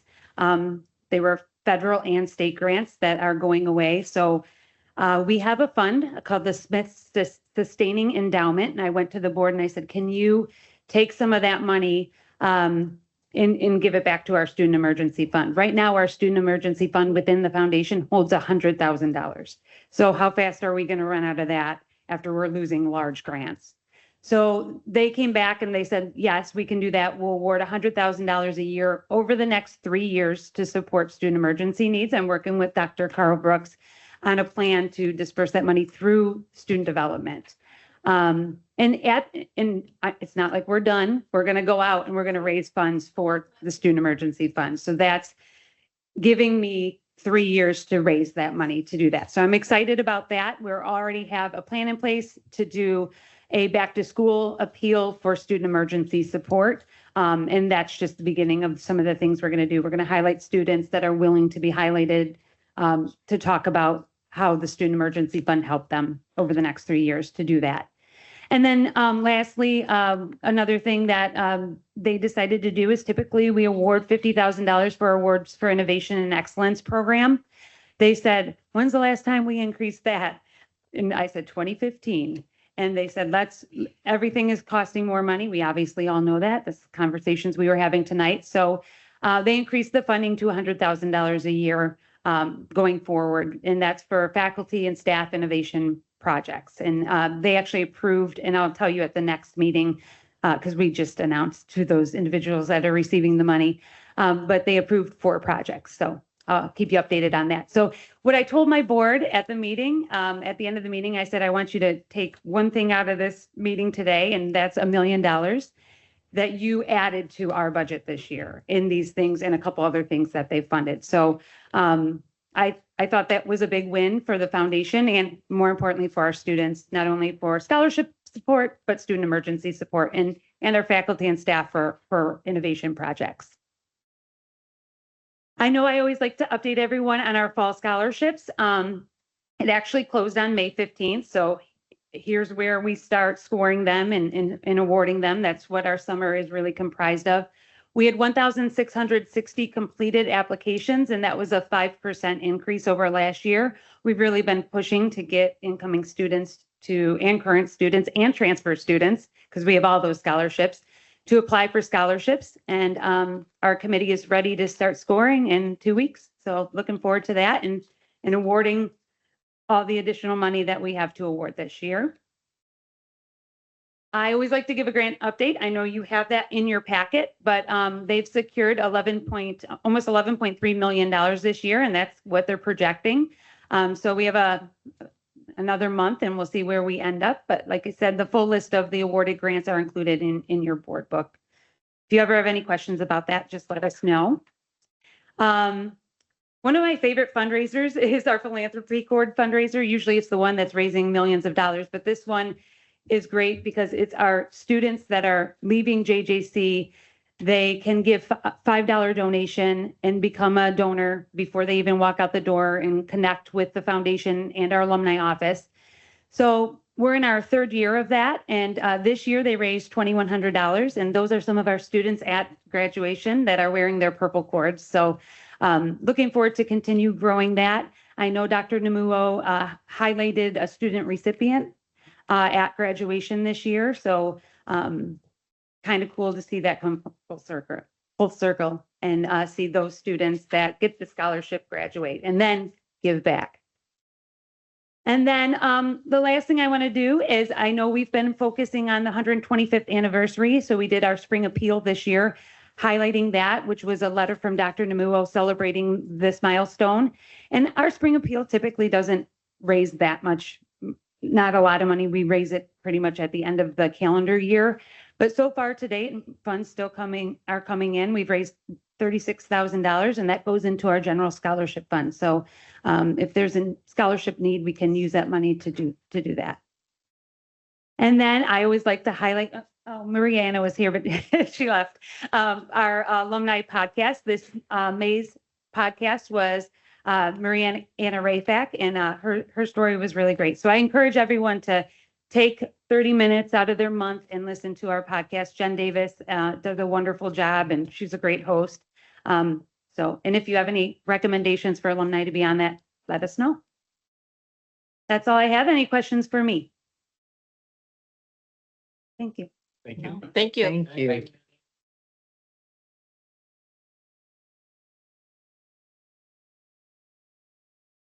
Item 1.7.6, the Building and Grounds Committee Report, Trustee Bottomley and Trustee McCollum.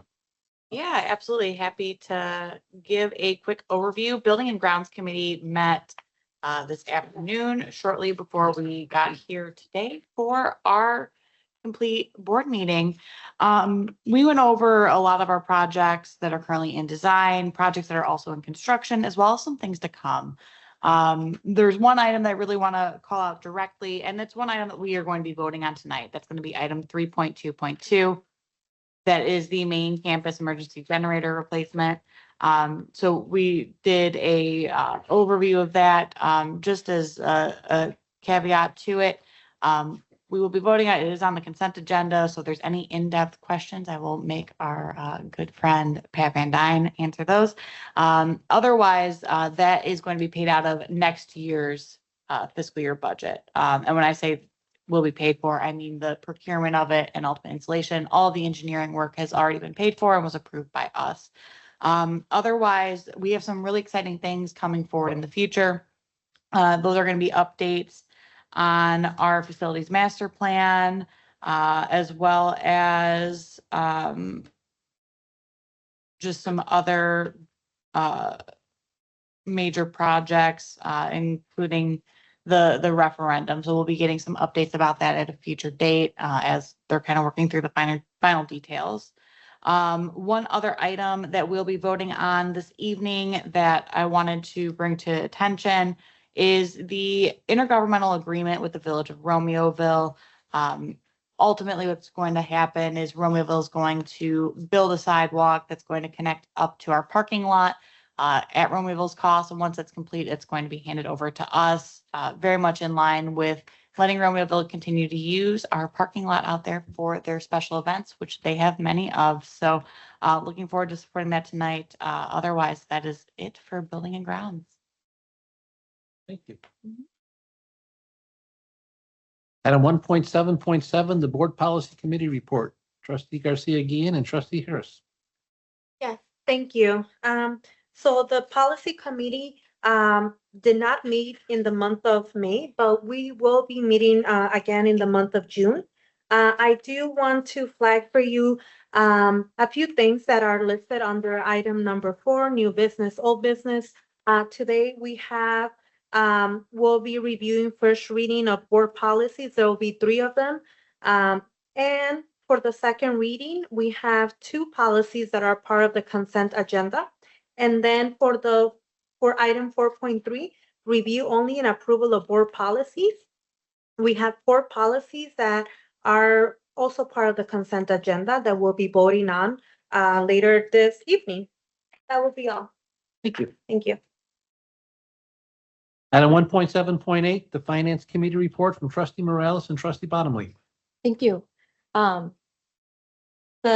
Finance Committee has been meeting regularly, and we met on January 20th, and tonight we are going to be on the agenda. We have Project North Winds, which was presented to us at the January 20th Finance Committee meeting, which is definitely something positive for our college district, for us as an institution, which we all know our mission is workforce development, and just for people in the community that, you know, hopefully it will be a job creator for folks in the area. We also met on April 9th where we discussed referendum, the possibility of that. So that's definitely something we as trustees we have to do our job, and we have to consider, you know, if this is something that, you know, that is going to be beneficial for everyone. Whenever it's always a challenging conversation when we ask anybody for funds, whether we're asking putting it on a referendum or whether we're asking students to pay more to come here. We all want the students to have a wonderful experience, but we have to ask ourselves at what cost? You know, when do it's a give and take, and I get it, and we need to invest in students. But that's something that we as board members, we were elected to represent the community. And we need to keep that in mind when we, you know, do our due diligence, and we have to ask the difficult questions. That's our only job, and it's not something that we get paid to do, but that's what the community elected us to do. And I know for me, nobody tapped me on the shoulder and asked me to run for office. Nobody in any party, nobody, period. It's just something that I wanted to do because I believe it's the right thing, and I want to represent the community, right? So I just hope that all of our board members, you know, also consider that as well, and do our job, be good stewards of the finances of the taxpayers and of our students, but also making sure that our staff and faculty and students have a wonderful experience here. So that's all I have for tonight's Finance Committee report. Thank you. Thank you. Item 1.7.9, the President's report with Dr. Klein Namuo. Thank you, Chairman. As my presentation is coming up here, I just want to offer my thanks to Jackie for visiting with us tonight, I've placed here on the dais our finalist award for the College Corporate Partnership, and that, of course, was with Constellation. She mentioned one of the programs, the AIM program, something we're very proud of. But through it all, over the last few years, Constellation has been with us every step of the way. They've helped shape some of our curriculum. They've given students scholarships. They've supported Future Wolves. And on and on and on. So both Sharon Johnson and Jackie Triska, just very thankful for the partnership we have with Constellation. I think Trustee McCullum and I suffer from the same affliction, and that's we're too shy, he and I. Yeah. I think together we're going to support each other to break out of our shells. Trustee McCullum, are you with me on that one? Of course I am. Okay. Yes. So I'm going to pass something around, and before I do that, I just again want to say thank you to Amanda. $1 million, essentially the foundation board, the institutional advancement team, the foundation staff have really responded when challenged to do so to neutralize the impact of the $2 tuition increase. You've allocated $1 million, and over the next few years, $1 million will flow to our students who need it most.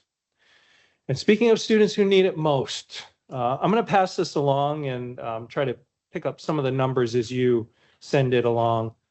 So, Chairman, I'm going to wake up bright and early tomorrow morning, do my normal thing, get on the bike.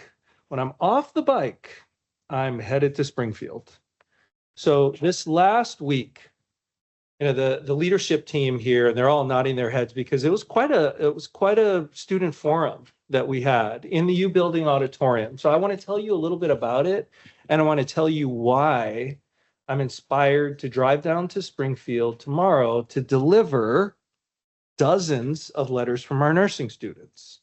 So over the last week, we've worked with our legislative partners, Point of Difference, with Karen Kissel as the tip of the spear there.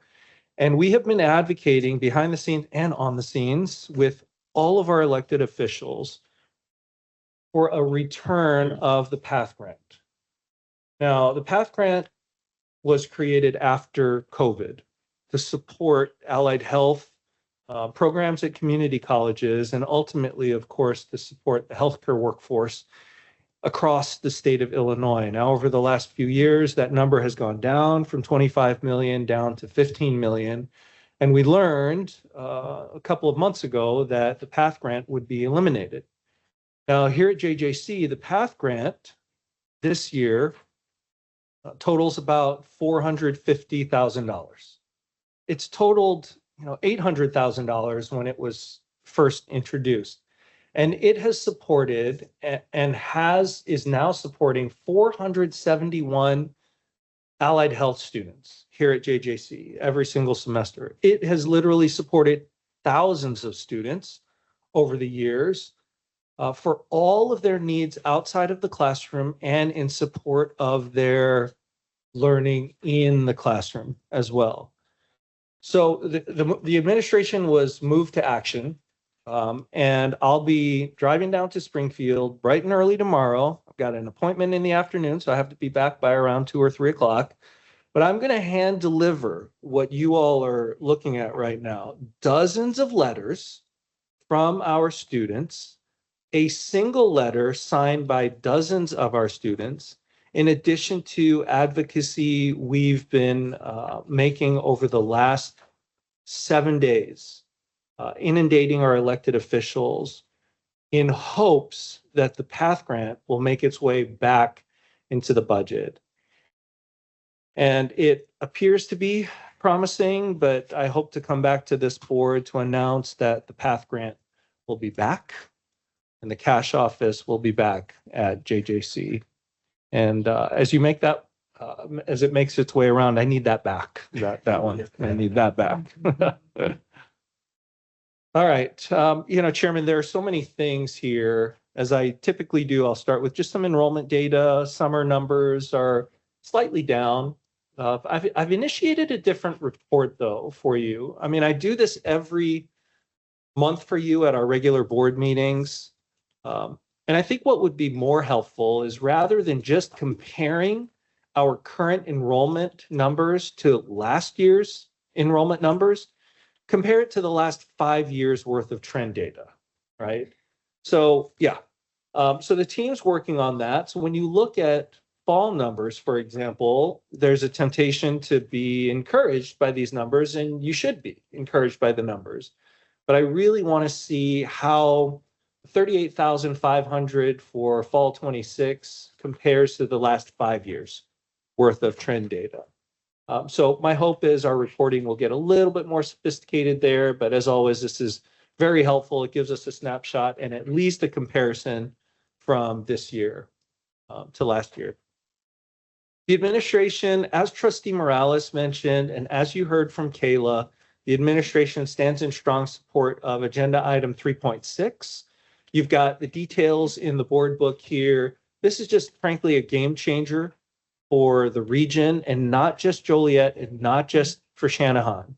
When the governor made this announcement, we were a big part of this. And I know you have all heard this before, but as we complete and come to the end of our master facilities planning process, what has emerged, and this will come as no surprise to anyone in the T building, or any program around that area, or anyone who utters the phrase workforce development as it relates to JJC, we need more capacity in those programs in our technical department.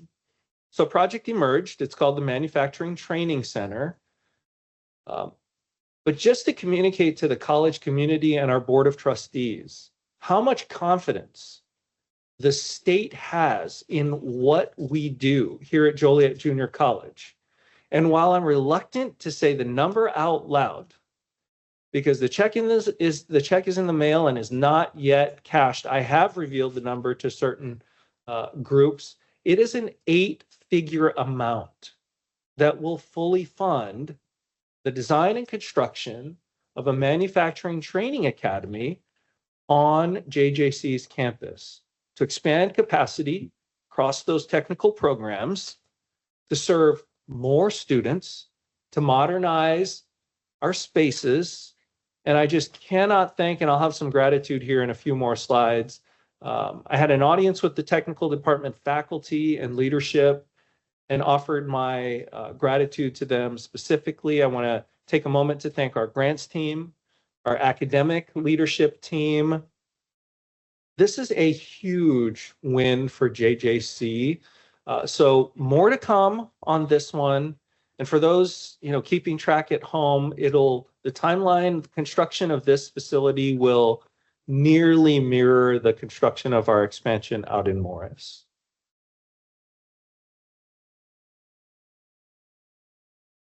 Chairman, I come with more handouts. Trustee Garcia, there you go. So what I've decided to do is over the next few months, and this is really coming, in response to some of the strategic conversations we've had at our workshops and some of the strategic conversations we've had about the direction of Joliet Junior College. Now, I have the pleasure of serving on different national boards. I'm involved with the Higher Learning Commission, the American Association of Community Colleges, the American Council for Education, among others. And I was so inspired, I was so motivated after attending the HLC annual conference that HLC has really taken the lead on a number of different national conversations. And so it made me ask several questions. How are we at JJC doing aligned with some of these national trends and priorities of our accrediting body, which just so happens to be the largest higher education accrediting body in the country? So the questions I asked, you'll see here. Number one, you've got the Trends Report 2026, hot off the presses. But what I'd highlight for you are ways that we at JJC are aligning with some of these national trends and priorities, an increased focus on the value and return on investment. And we've seen some of our university partners over this last year experience quite a bit of scrutiny for the value of the experience and the credential they provide. Now, many of them are trusted partners of JJC, and we send thousands of students into their arms every single year. But here at JJC, we've largely avoided the scrutiny associated with that value conversation. So I want you as trustees to have some comfort that the board should have a takeaway that JJC is proactively strengthening its value proposition in ways that align with some of these national expectations. I won't go through each, but workforce alignment as a central priority, accreditation, governance and leadership expectations, and lastly, and there are many more trends here, but I picked out the ones that I think were aligned really well: financial stability, financial sustainability, and discipline. So Chairman, I leave that with you and the trustees to peruse. And I've got another report coming.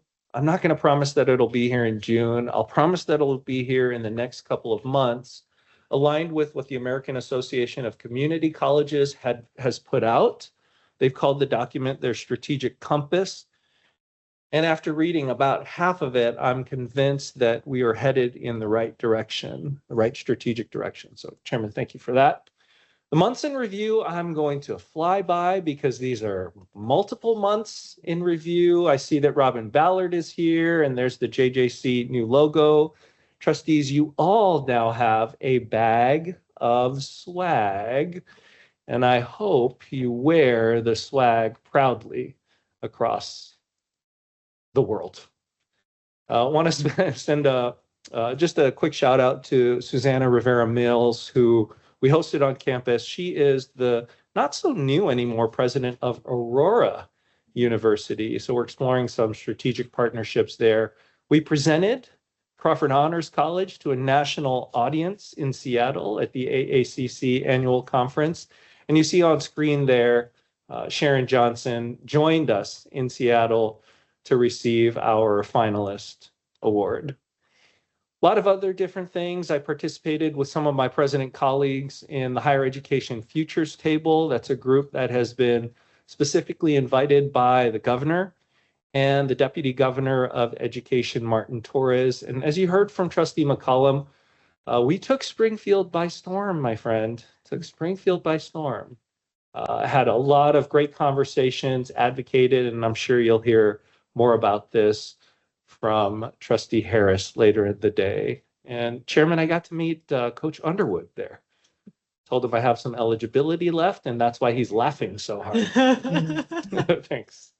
Shout out to our Latinos Unidos group. You'll see some of their content, and I'll be in there as well. We did take a really cool tour of a data center. Some of the trustees joined the administration, learned quite a bit about this data center up in Elk Grove. As data centers are, make their way across our region, you'll see that not only did Joliet approve, you'll see data centers are now approaching City of Lockport, City of Coal City, among others. So I think it's incumbent upon us to learn as much as we can as we are the workforce development partner of choice. I thought Mayor Noak did a great job at his Romeoville State of the Village there. And in the lower right-hand corner, we celebrated the first 3 graduates, the inaugural class of the Crawford Honors College.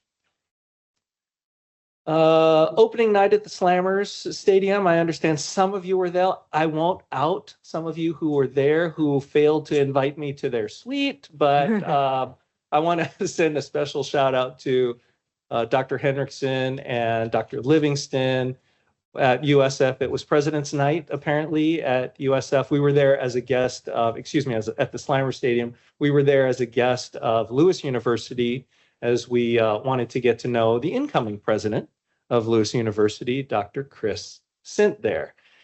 And Chairman, does everyone remember Benny, who walked across our stage? He was 12, okay? He's got a master's degree from Lewis University now.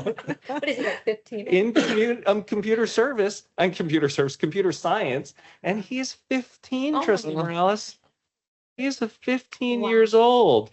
So if that doesn't make you feel, well, it could make you feel old, but if that doesn't make you feel a little lazy, and I thought I was doing pretty well in this world, but I didn't get a master's degree till much later. Do want to send a special shout out to Coal City High School. I was invited to speak at their commencement ceremony. So go Kohlers, class of 2026. And it is always lovely to see my dear friend, President Emeritus J.D. Ross here. Nursing pinning ceremony. You see Trustee Harris and Trustee Broderick there. We had 70 graduates in our nursing program. What more to say that hasn't already been said? Huge shout out. Commencement was just incredible. Another incredible night here. And want to send some athletic positive vibes to our softball team. They're over in Syracuse, New York, and they're participating in a double elimination tournament out there. They may have lost the first game, but they're not out of it yet. This is a team that set the record for the number of wins. So maybe the best softball team we've ever had. No offense to all the previous softball teams, but they set a record for the number of wins. And up in the upper right-hand corner, our women's golf team came from behind to defeat the College of DuPage to win the Region 4. So they are off to New York to defend their national championship. And normally when I put things on social media, I get 4 or 5 likes, Chairman. Apparently the college community loves the fact that Tiana and I went to see the team off at 6:45 a.m. on a Sunday morning to wish them well. So I'm hoping they come back with some hardware. I want to do 2 employee spotlights today, Chairman. I want to spotlight the JJC Community Service Employee Resource Group. Employee resource groups led by Dr. Irvin and others are some of the best things we do. Groups that celebrate the identities of our employees, and this one celebrates the service of our employees. What you're seeing above, the Northern Illinois Food Bank, and that happened on April 1st. 11 members of the employee resource group packed a total of 627 pounds of Starbucks items, enough to provide 8,022 meals. So shout out to the employee service resource group. Before I give a shout out to our grants team, Chloe, Kate, and Heather, I want to say that the grants team has been at the center of 3 huge wins in these past 3 months. 3 months. Number 1, an allocation by Senator Durbin on his way out of the U.S. Senate, allocating $800,000 to support the Entrepreneurial Business Center. Huge amount for the EBC. Number 2, Congresswoman Underwood called me herself to let us know that she was allocating $2 million to support the Public Safety Institute and all of the equipment in it. Now, as part of that, there's a disclaimer there. As part of that, it's got to go through an additional appropriations process. The $2 million could turn into something other than $2 million. We're hoping not, but there's a possibility that that number goes down a little bit. Full disclosure to the college community.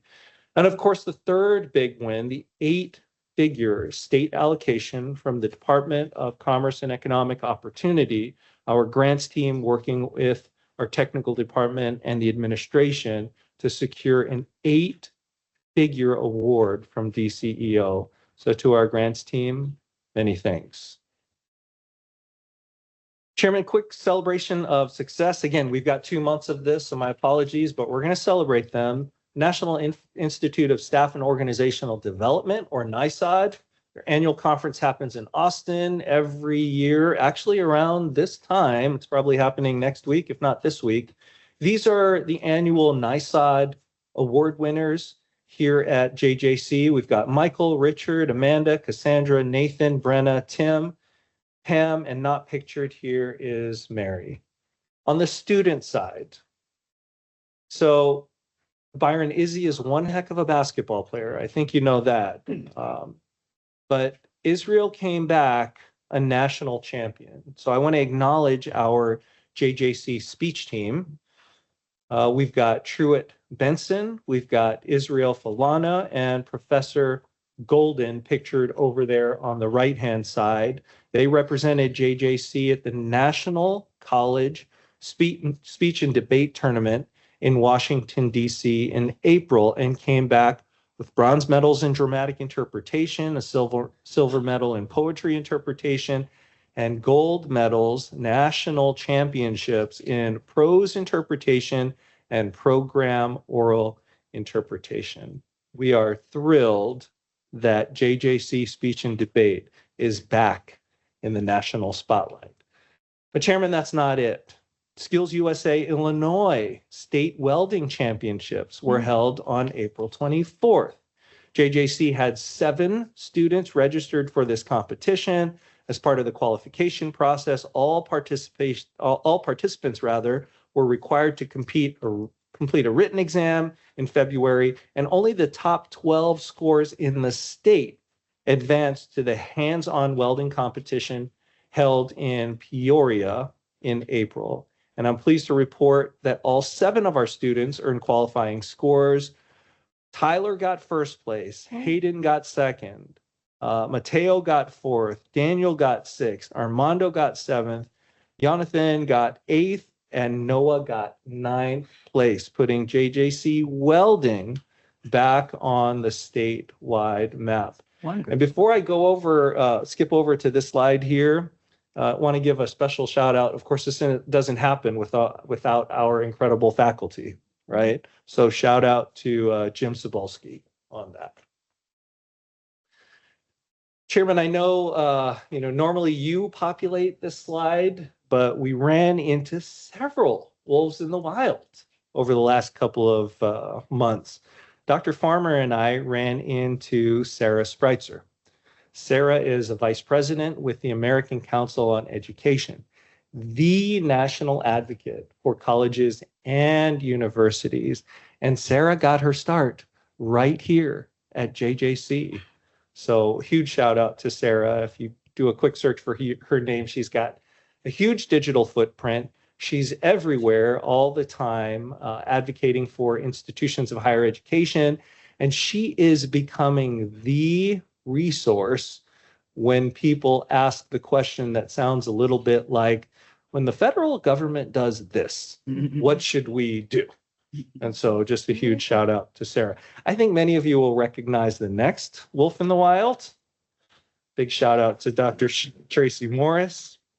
I think completing her 3rd year at IVCC, if I'm not mistaken, doing very well there. We had a chance to connect down in Springfield, and it's not a trip to Springfield without a selfie by Tracy Morris. And at President's Night at the Slammer Stadium, I got one of those famous questions, aren't you the president of JJC? And Grace came up and told me how much she loves being a student at JJC. So kudos to all of you. And with that, Chairman, again, happy quadricentennial. Thank you. I think I was almost in that last selfie at the Slammers game. Oh, see, I wasn't gonna. I'll allow myself. I was at graduation, even though I wasn't in that picture somehow. Oh. And I was at that Grundy County meeting too. Yes, thank Somehow you. missed that Thank you, picture, Trustee too. Trotter. Thank you. She walked off. I took the elevator down. Nobody told me it was a picture. Everything. You're welcome. And now the fun part, item 1.8. The chair is requesting or the motion for a closed session discussion under 2C1, 2C2, 2C5, 2C6, and 2C8. Motion.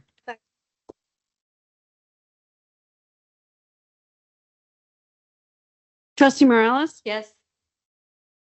Trustee Garcia Guillen? Yes. Trustee Bottomley? Yes. Trustee Broderick? Yes. Trustee Harris? Yes. Trustee Lee? Trustee McCollum? Yes, ma'am. Trustee Bazinski? Yes. Motion carries. For those of you in the audience, we are going to be approximately 1 hour in the closed session. And for all the members of the board, We've been requested to stand in front of the dais because now with the addition of a new student trustee, we have an invalid photo on our website. So we have to get a new team photo. So Do that now. do it now? Yes, right now.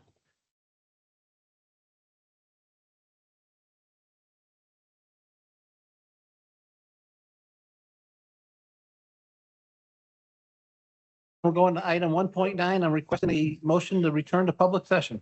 Second. Trustee Morales, Yes. trustee Harris, Yes. trustee Bottomley, Yes. trustee Broderick, Yes. trustee Garcia again, Yes.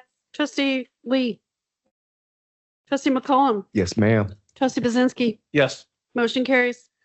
Item 1.10.1, approval of minutes for the regular meeting held on March 11th, 2026. So move. Second. Ready for a vote? Trustee Bottomley, Yes. trustee Garcia again, Yes. trustee Broderick, Yes. trustee Harris, Yes. trustee Lee, Yes. trustee Morales, Yes. trustee McCollum, Yes, ma'am. trustee Bazinski, Yes.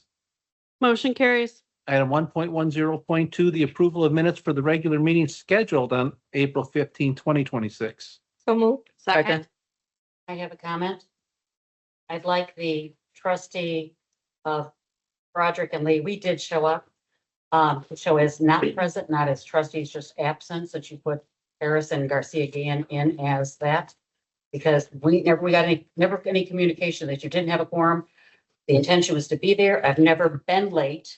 And this time, if I had known there was a quorum issue, I would have ducktailed over here, but I was at another function too that I had to be at. So it's not that there was an intention not to be here. The intention was to be here. I wish we had been noted there was not a quorum issue.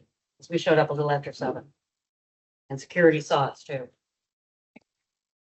I don't think any of us knew there was a quorum issue until there was one. So Yeah, but if you waited around for an hour, as Jim said, all we needed to do was a text. I mean, Wonderlic always did that. If there's any problem with people showing up or whatever. And I think the problem was there was 3 of you on premise and Nancy wanted to be on video. Is that my understanding? From last meeting, Yes. originally, yes, but then I wasn't available. Okay. So I'm just asking to have our names put down under Diane and trustee Harris and trustee Garcia again.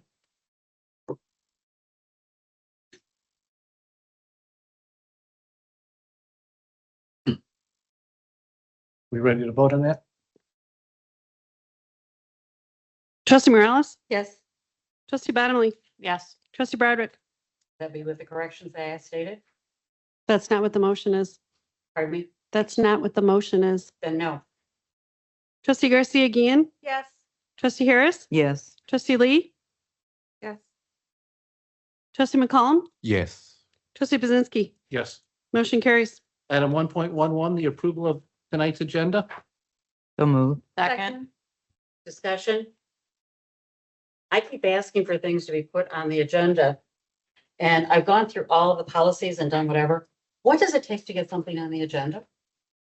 Because every time I've asked for something, and it's been 9 months out that I keep asking for things, nothing ever gets discussed.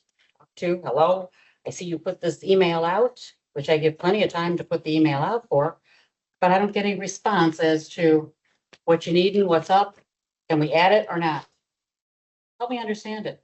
So for one, I'll give you one example. You want to change a policy that this board has approved within the last 12 months. You're calling for us to review a policy that's already in place. It's already had a vote. Why are we bringing it back? Because you didn't approve it the first time. You want to bring it back and discuss it again. The board has already discussed it. That's why that is not getting back on the agenda. Jim's talking, I'm not talking. This is still part of your time. And he should have a buzzer, a number up there. Because now you're taking away from my time. No, your question is taken away from your time, and so was the answer. Well, Jim, I'll tell you this. When you are doing this, and I asked for the revision of 01.11, which is the policy that has the verbiage of, that definitely causes exclusion of a trustee. I've had over 30 events that have happened that I've not received emails, not received any invitation, not been included in anything, and pictures that don't even show me with the group as a team. I go to lobby days and I'm not even included to be going there. I asked for emails. So yeah, it's something of a serious nature. And I did ask for the gift band and the ethics band of governance. I asked for a comparison of legal fees, which that was a concern because the contract ends 8/31 with KGG, and the branding costs for the logos. I thought that was fair. I didn't think there was anything. The use of O&M restricted funds were answered by Karen. That's good.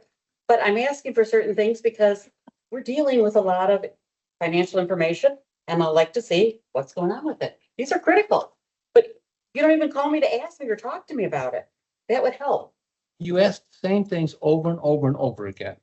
Only because repetition is the only way things get done sometimes. Again, though, when you're. As a point of order, we should be discussing the agenda for tonight. Yes. That's what I'm- Approval of the agenda.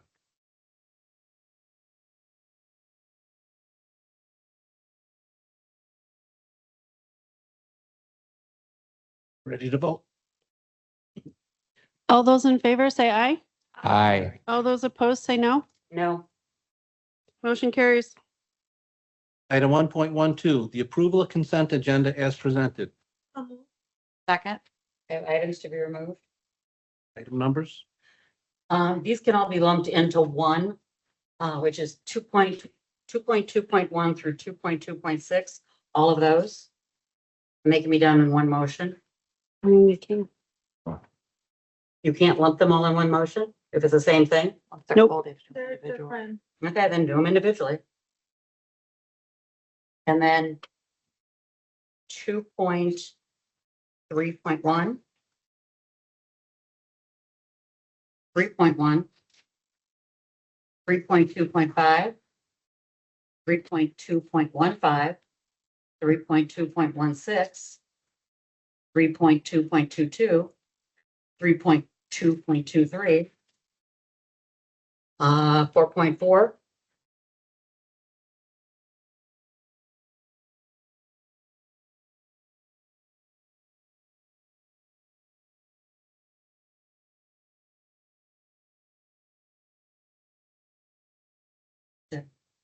But I would like to pull 2.4.2.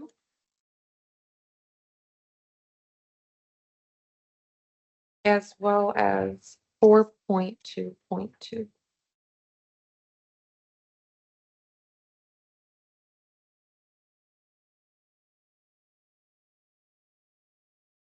Any other items? I do. Give me 1 second.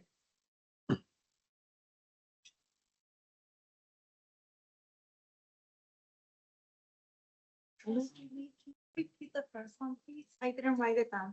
2.4.2.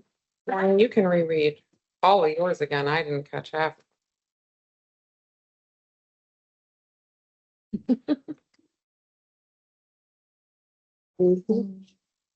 I have one, just one. 3.2.4.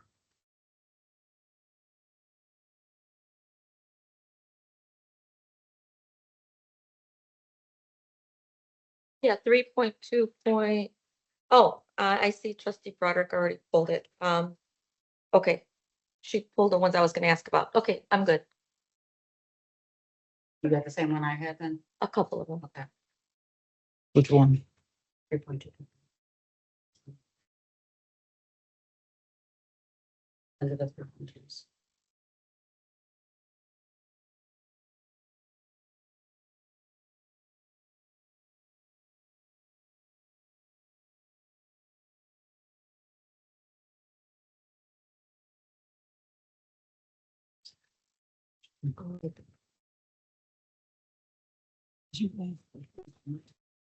I think in the spirit of making sure that we approve the consent agenda as presented, I think there'd be value in making sure that we list off all the items that are being pulled to ensure that nothing gets left off. I think that would have value Want me to list what I have? if you would like to.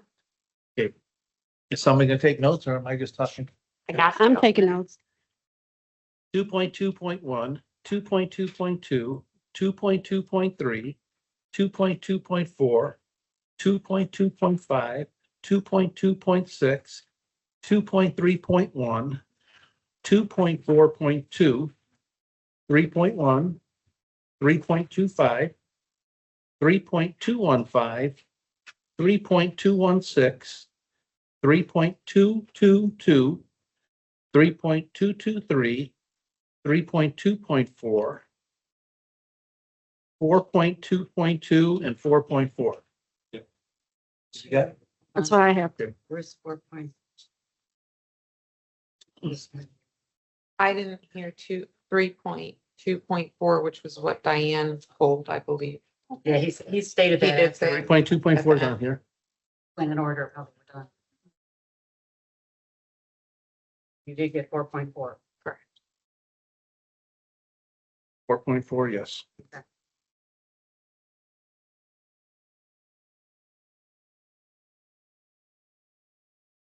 So are we ready to take a vote on the other items? Yeah.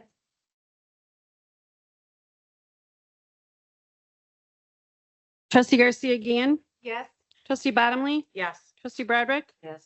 Trustee Harris. Yes. Trustee Lee. Yes. Trustee Morales. Yes. Trustee McCollum. Yes. Trustee Bazinski. Yes. Motion carries. First pulled item is 2.2.1, recommending the approval of appointment of one full-time assistant professor of social and behavioral sciences tenure track. So move. Second.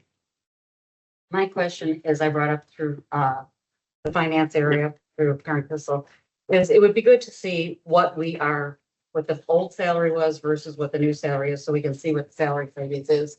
So if it could be put, and that's why I'm asking for all these to be put out and done, because it would be nice to see what our salary savings is on individuals. So that we know that we're putting it as a savings or use of a savings.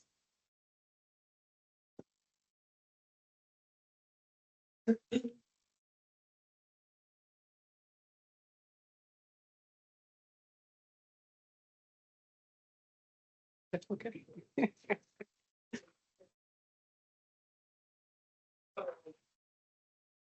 Trustee Broadway, I want to make sure I understand your question. Is it a question or a statement? A statement. That I Okay, think thank you. I think the board should see when it says that this person is retiring as of August 2025 at a salary of, and this is the salary for this person. I think that Okay. helps us then see what it is, so we don't have to go through this, that it's already documented. Mhm. Because I think savings are what we need to see, because when you take people that have been experienced and then you bring in, for a term, long term, and you bring somebody new in, just to see what our savings is. Okay?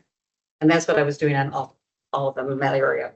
All right, I will follow with the finance team to see if that can happen. Thank you. Thank you. I think that's a good idea also, not just for savings, and not always will it be a savings, because I think sometimes we may hire people that really add a lot of value. And I mean, talent is going to cost us, right? But at least we can see what the fluctuation is going to Sure. be. So I would appreciate that as well. Thank you. I Thank you. agree. Just stating a percentage of an increase is a lot different than an actual number. Chairman, we can move on to the next ready? question, please. Thank We you. have to. Vote on this one. Trustee Bottomley. Yes. Trustee Harris. Yes. Trustee Broderick. Yes. Trustee Garcia again. Yes. Trustee Lee.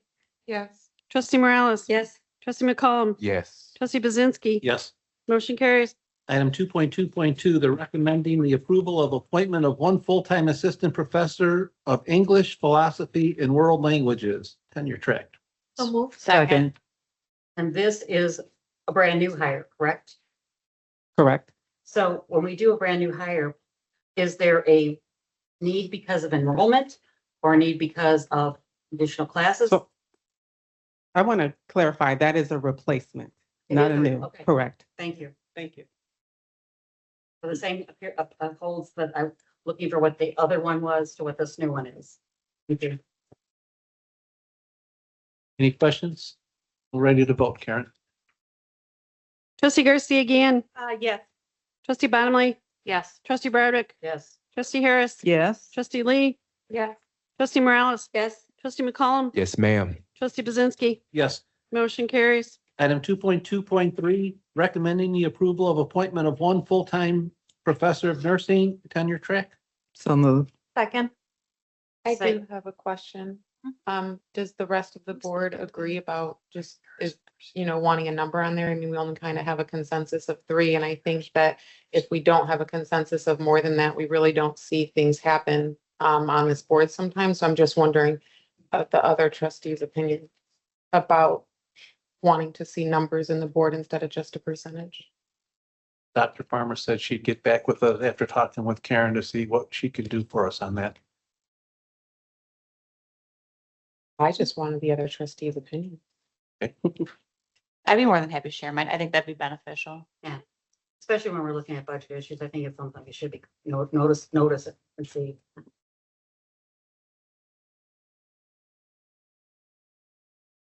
The same statement for the other one that I put for this one as the replacement. Thank you. We're ready to vote on 2.2.3. Previous role?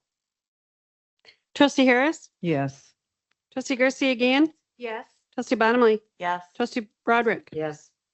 trustee Lee, Yes. trustee Morales, Yes. trustee McCollum, Yes. trustee Bazinski, Yes. motion carries. Item 2.2.4, recommending the approval of appointment of 1 full-time associate professor, gap advisor, STEM mathematics, tenure track. So moved. Second. This is a new position. So the reason for the new position at 100,000 is for enrollment increase or need for class size or adjustment of schedule. So this person is hired as a gap advisor, which are faculty, but to get this position, there was another faculty position that we didn't think we needed as bad, and so we used that position for this one. So we're not really out the money, we're just substituting. Thanks. Ready to vote, Karen? Trustee Harris, Yes. trustee Garcia again, Yes. trustee Bottomley, Yes. trustee Broderick, Yes. trustee Lee, Yes. trustee Morales, Yes. trustee McCollum, Yes. trustee Bazinski, Yes. motion carries. Item 2.2.5, recommending the approval of appointment of 1 full-time assistant professor of nursing education, tenure track. So moved. Second. This is the same replacement. We'll get the salary of the previous so that we can compare. Thank you. Any other comments? We're ready to vote on 2.2.5. Trustee Garcia again, Yes. trustee Harris, Yes. trustee Bottomley, Yes. trustee Broderick, Yes. trustee Lee, Yes.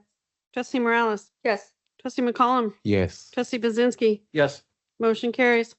Item 2.2.6, recommending the approval of appointment of 1 full-time professor of business, tenure track. So moved. Second. Same thing goes for this one. And due to the fact, and I'm just looking at this, because Wayne was with us so long, I'm sure his salary was here versus what the new one's coming in at, correct? Or am I incorrect on that? Because I see I think that that, at step 13, so I see that. Yeah. So she's not at the low, she's, no, that's a good assumption. This is an adjunct. This adjunct does have Oh, that's 24 right. years of experience, so the person's not gonna be on the lowest end, but not as far as Wayne. got it, thank you.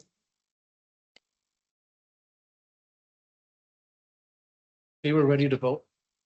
Trustee Garcia again, Yes. trustee Harris, Yes.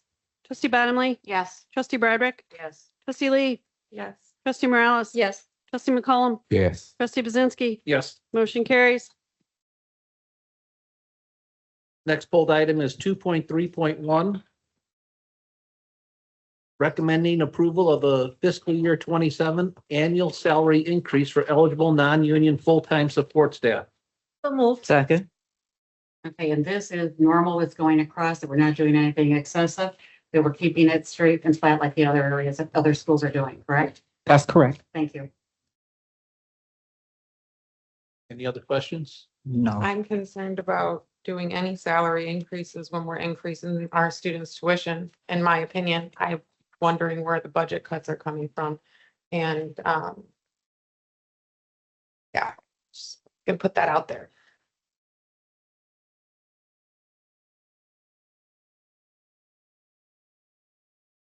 I'd like to just make a comment on that as well. We all want to support and invest in our employees, all of our staff, including providing fair compensation and raises when possible. But those investments must go hand in hand with a strong institutional focus on increasing enrollment and growing our student population. If enrollment continues to decline, we risk placing more and more of the financial burden on students through higher tuition. And that is something that we should work together to avoid. I believe people should be paid their worth. There is value in what the hard work that everybody does here. But every year, it's expected that the cost of living increases. People show up for work, and hopefully everybody's being impactful and is meeting their goals and their metrics. But we cannot say we're passing a balanced budget when in order to do that, we keep burdening the students for it. So just keep in mind that, we want to pay people and we want to pay them well. We are investing in our staff, but it cannot always be at the expense of students. Thank you. Ready to vote? Trustee Garcia again. Yes. Trustee Harris. Yes. Trustee Bottomley. Yes. Trustee Broderick. Yes. Trustee Lee. No. Trustee Morales. Provided that we're implementing measures on people that are giving merit-based increases, yes, because if some people aren't pulling their slack, then they shouldn't get a raise. Trustee McCollum. Yes. Trustee Bazinski. Yes. Motion carries. Next pulled item is 2.4.2, recommending approval of fiscal year 27 annual salary increase for eligible non-union part-time staff. Second.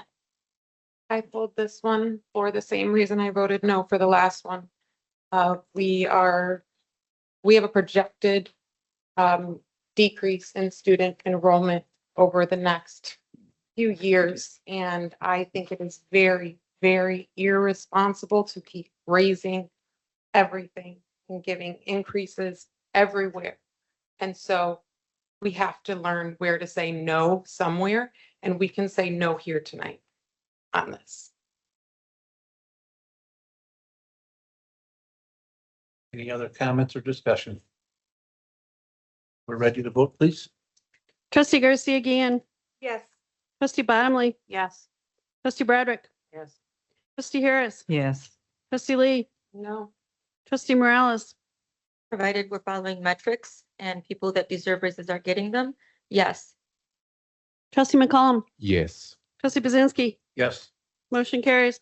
Next pulled item is 3.1, the approval to pay the listing of bills for the period ending March 31st, 2026 and April 30th, 2026 as presented.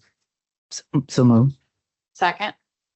Okay, I have given a list of bills that I have concerns and questions about that I did get a response back from Dr. Namuo stating that it's for governance and all that stuff.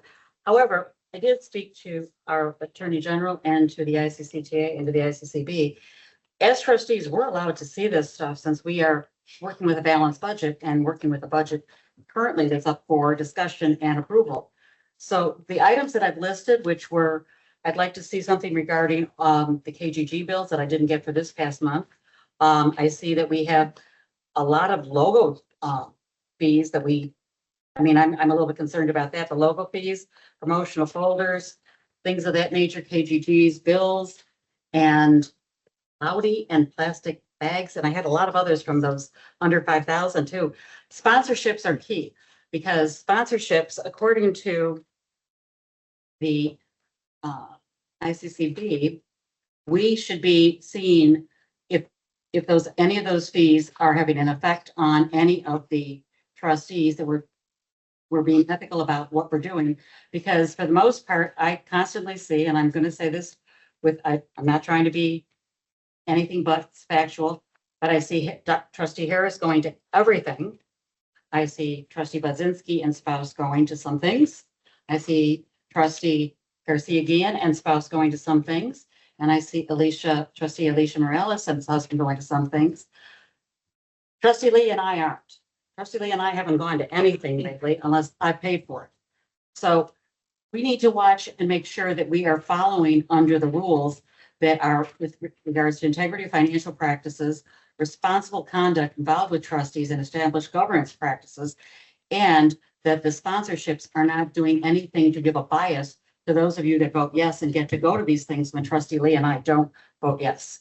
So it is a concern, and I'm going to say that. And also the Lanier Mutual one that came up we don't have an agreement with them, and I'd like to see the legal bill and what they're charging for 4,000 to 5,000 for that extra legal bill.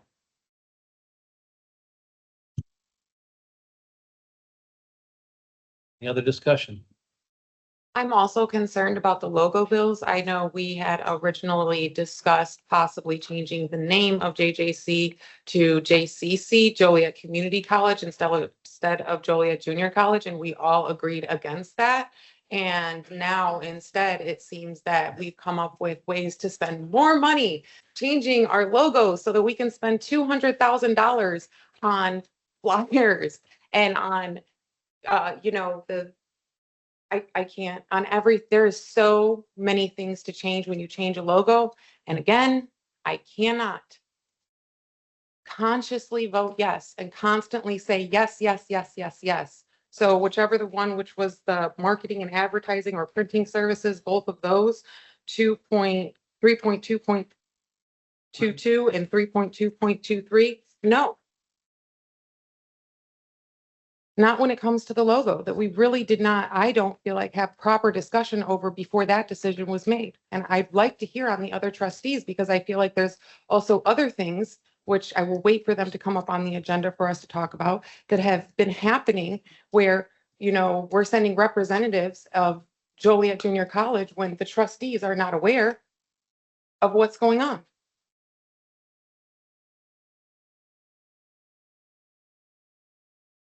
Any other discussion? And I just think this, I think that Wait, any other discussion? Before we go on to rebuttals? Okay, now you have rebuttal time. I just think and I'm gonna say this because I know we got the rebranding thing that we approved. It said survey on there. I didn't know as a trustee that it was for rebranding a new emblem or whatever logo. And normally all the schools bring the emblems or the logos so that we can see it and judge as a board whether we like it or not and vote which one we wanted. Which when I started looking at what the cost was climbing over 200,000, I got concerned because we raised tuition. And yes, I voted against the tuition increase. And I just felt that, is that justified to the students that we did this? And do we really, because I have outrage of people that have said, why did you do it if you're raising tuition? So I'm bringing that up because that's a concern. I would really like to hear the students' opinion on whether or not they would like to change the, emblem of the school or raise tuition. And this is what I'm talking about. Where can we cut the budget and stop just saying yes, yes, yes, yes, yes? I'd like to comment. This was discussed many, many evenings. It was even presented to the board that this is what we were thinking of doing. I believe it was Kelly. KRT. KRT. And it came up more times than once. So I have to defend that because the board did know. The board did know. So Well, we did know. Now of course, we didn't know the cost, but we knew that there was going to be a logo change. Now, I mean, any financial correct? decision over $5,000 is supposed, oh, I'm sorry, we hired it to 10 or 20,000 now that the president can. I'm still speaking, please. So could any other trustee confer that we did know? At least trustee Morales? I do recall Miss Roder Tadelli talking to us about it. And quite honestly, I connected that to changing the name, to removing community or junior college out and maybe changing that to community. That's what I was looking forward to. I was kind of a little surprised when I saw, and maybe I might have missed the meeting. I'm sorry if I missed it. Yeah. But that's when I approved it. I thought I was approving the name of the change of the name, not so much our logo. To me, a logo is, it's okay. It's not top priority, but Okay. to the name, because we've always said that the name, maybe a lot of high school students don't want to come here because they don't want junior, on their diploma or what have you. So I thought we were changing the name. Okay. That's what I thought. Okay. And it could be my error. Okay, and just am I still on my time? Just to clarify, the name, did come up and we followed up and she followed up with the logo I as do well. like the new So logo. all I of can put a that, bumper sticker on my car for it now. yeah. And I mean, it's created and we're Yeah, but using it. if it's So, gonna create an expense and burden the students, I think I would have probably chosen to spend money elsewhere. Dr. Namua, if I, Chairman, and before I toss it Go over ahead, to thank you. Dr. Farmer, I am going to put Trustee McCollum on the spot a little bit. Yes, just so please he's do so. on deck to share the student's perspective Yeah, on this. But let me toss it over to Dr. Farmer to reply. So really, board members, I just want to stress that we anticipated that this would be a significant hot topic this evening. So I just want to stress to everyone today that the logo, the creation of the logo is the outcome of the branding and perception study. So board members, if you recall, phase one of the branding perception study, remember we contracted with Simple Truth. And this was approved by the Board of Trustees on December 14th of 2022. You remember that. That phase really focused on understanding JJC's brand awareness, messaging effectiveness, and overall market perception. That was the first phase of the perception study. The second phase of the brand and refresh and targeted communication was by Vision Point. And if you recall, board, you approved that on December 11th of 2024. That phase transitioned the college from research, because we did all the research with the branding and perception study, into execution. And this is one reason why we developed the logo. That's just one outcome of the branding and perception study, that was implemented in 2022. Again, So I just want to stress I that. feel like there was some confusion. As she said, we thought we were talking about a name rebranding, and instead we ended up with a logo rebranding. And either way, again, a financial decision that once, or being brought the logos to be able to talk and discuss before one is just chosen. These are all things that should have been brought to the board, in my opinion, after to follow up on that phase three, then not just choosing a logo, but saying, hey, what do you guys think about this? And do you think it's okay to spend $200,000 on this? Because yes, we approved a study. The reason we were hesitant to go and to change the name is also because of the amount of money that it would have cost us to do that. And then instead of changing the name, we said, you know what, we're going to go change the logo, but you didn't really confront the board about that. And I know, yes, there were some meetings about the rebranding and the phase two, but never do I remember as specifically saying, we're going to come out with a new logo. Here's the different logos that we're thinking about doing. And then a finality of this is the logo that we're going with. So I'm definitely taken back, and I would have voted no, especially with the student tuitions increase. And just so it's a refresher of those that weren't on the board in 2022, Dr. Mitchell had brought it back. But that's what we were looking to get rid of the junior college, because the ICCTA had recommended it, but we didn't know if it was going to be a change in our, what do you call it, our Branding.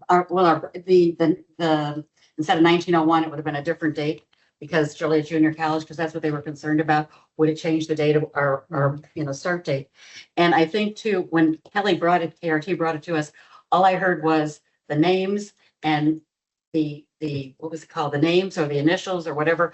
I didn't hear a logo. I didn't hear the word logo. So I got to say, every time it was brought to us, all I heard was names. I didn't hear the actual logo itself.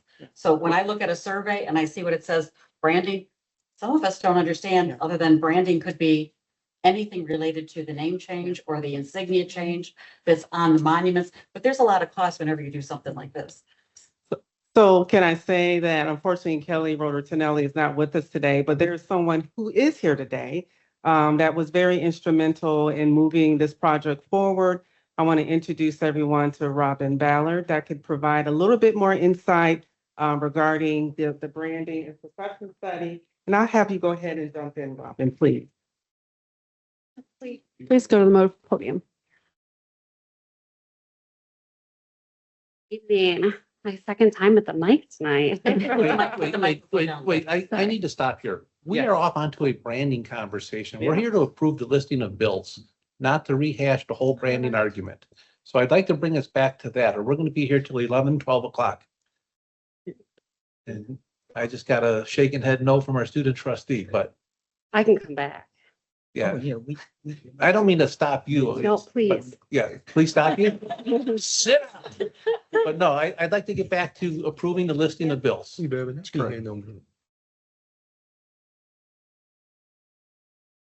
Thank you, Chairman. Thank you. Are we ready to vote? Yeah. Yes. Yes, we're ready to vote. Trustee Harris? Yes. Trustee Bottomley? Yes. Trustee Broderick? Only if it's identified that we get information on the bills that have been asked for. That's Is that a yes or no? I get those. I'm making a, like to receive the bills, copies of those things that I've asked for. Are you saying yes to the motion? Yes, if I get those, Okay. yes. next. Qualifying. Trustee Garcia again. Yes. Trustee Lee? No. Trustee Morales? Yes. Trustee McCollum? Yes. Trustee Bazinski? Yes. Motion carries. Next pulled item is 3.2.5 cold weather battery gridless camera.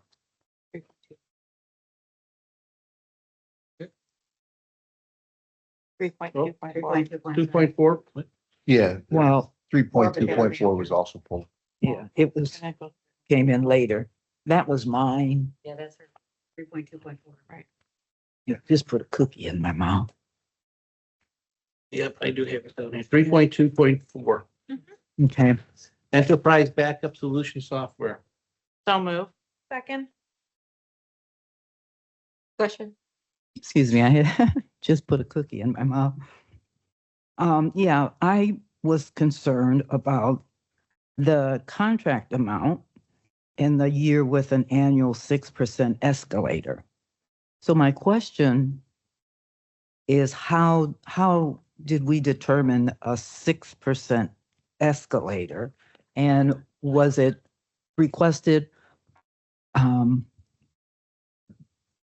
Yeah, I'll just leave it there. How did we determine a 6% escalator? Dr. Farmer? Yeah. It's a negotiation with the vendor. So we do our best to negotiate with them what the escalation is going to be, but ultimately it's an agreement we have with the vendor after negotiation. Okay, is my thing, is that quite high? I mean, 6%, I guess I'm thinking along the lines with, like it was mentioned that we did raise tuition, but I was just thinking that the 6% escalator is high. I understand what you're saying, Trustee Harris. And talking to the procurement team, what they're saying is 10 to 12% for escalations on an annual basis, and they were able to get this down to 6. Oh, I see. So it was negotiated lower than what it was originally. Correct. Yeah. I have questions on That's- this also. I'm sorry. Go Oh, ahead. no, I just wanted to say that I was just wondering how that came about because I just thought it was high. But of course, I didn't know that it started at 10. But, it's, I guess because it's an annual and it's 6% and, do we have a way to measure whether they've completed that after a year, or is it written in the contract that they will get that anyway? That they'll get the 6%? Mm-hmm. Yes, it's in the contract. So is there anything that we have written that we will determine whether it's met, that we can determine whether they've done what they were supposed to do? We do track all the vendors' performance, and if there's an opportunity where a vendor's not meeting performance, we make the necessary adjustments. Okay, and that adjustment would be, If we needed to change to a different vendor, we would separate from them and choose somebody else. I see. Okay, well, thank you. That was all I needed to know right now. Trustee Morales? Yeah, is this something that we put out for a bid? It was a consortium purchase, so we were able to get a reduced cost because we leveraged buying with other institutions that are part of that consortium. So this company is doing pretty good because they're getting a bunch of institutions to sign up correct? And we're part of that, We are part of other institutions that have signed up to use this vendor, yes. which I don't understand in that case, why it says the contract term, 2 years with optional renewals up to a total of 5 years Correct. with a 6% escalator. I think we need to do better than just automatically, because there was a lot. I saw this since last month's board book that we reviewed, which now we're approving this month because of lack of a quorum. Now we have a ton. We're supposed to approve millions and millions of dollars at tonight's meeting for last month and this month alone. And I saw that is very common with a lot of the contracts, is that we're automatically giving them like 5 and 6% escalators. And I don't feel comfortable because 5 years from now, we're going to be told, well, back in 2026, you approved it. So we want to make sure that what we're approving is what we're agreeing to. And I don't know that I want to agree to 6% escalators for the next 5 years without really knowing what's happening every year with these vendors. That's my comment. Thank you. But this should be brought back to us though, after the 2 years to see if we want to renew, because it's an optional. When we have an option, it should be coming back to the board to review. No, No, it doesn't why come not? back to the board. Why not? You're giving us an opportunity to continue this contract for 5 years. So it's for 2 years and then for additional increments up to 5 years, a total of 5 years. And that's college policy. Can you unpack where it says on that same one, contract amount 200,400 per year? But then, So the existing contract that we're presenting to you right now with Common Vault is going to replace Backup Fi, Norwalk, Connecticut, and a portion of CDW's Azure programming. So it's going to replace that. It's more modern. so what are we paying total for the next 5 years? We're paying $89,000 to Common Vault CDW and a portion of the CDWG Azure for the other backup. 200,000? Azure. No, we're not paying 200,000. So what is that amount? What does that mean then? 200,400 per year. Chris is coming to the podium.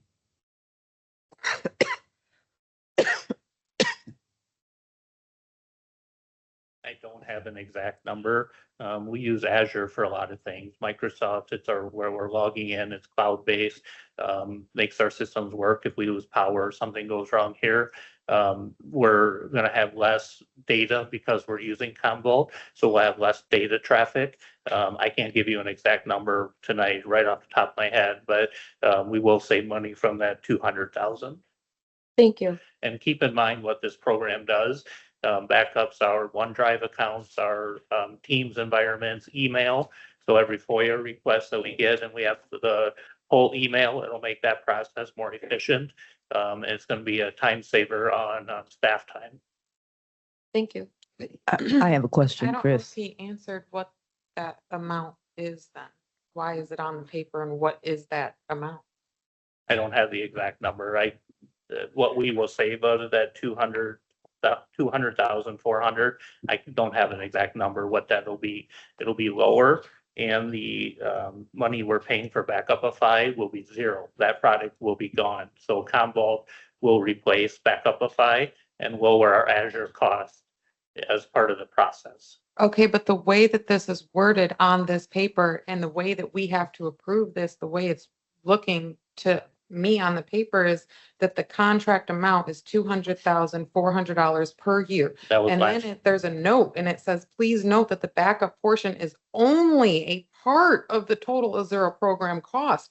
So it's like, and after everything that we've been through with some of these vendors and things recently, I mean, and them promising that things are going to work out and then things working out, I am definitely very hesitant to just vote yes as well, especially with a 6% like I just am. And now I also know that there has been a lot going on with hacking of school systems.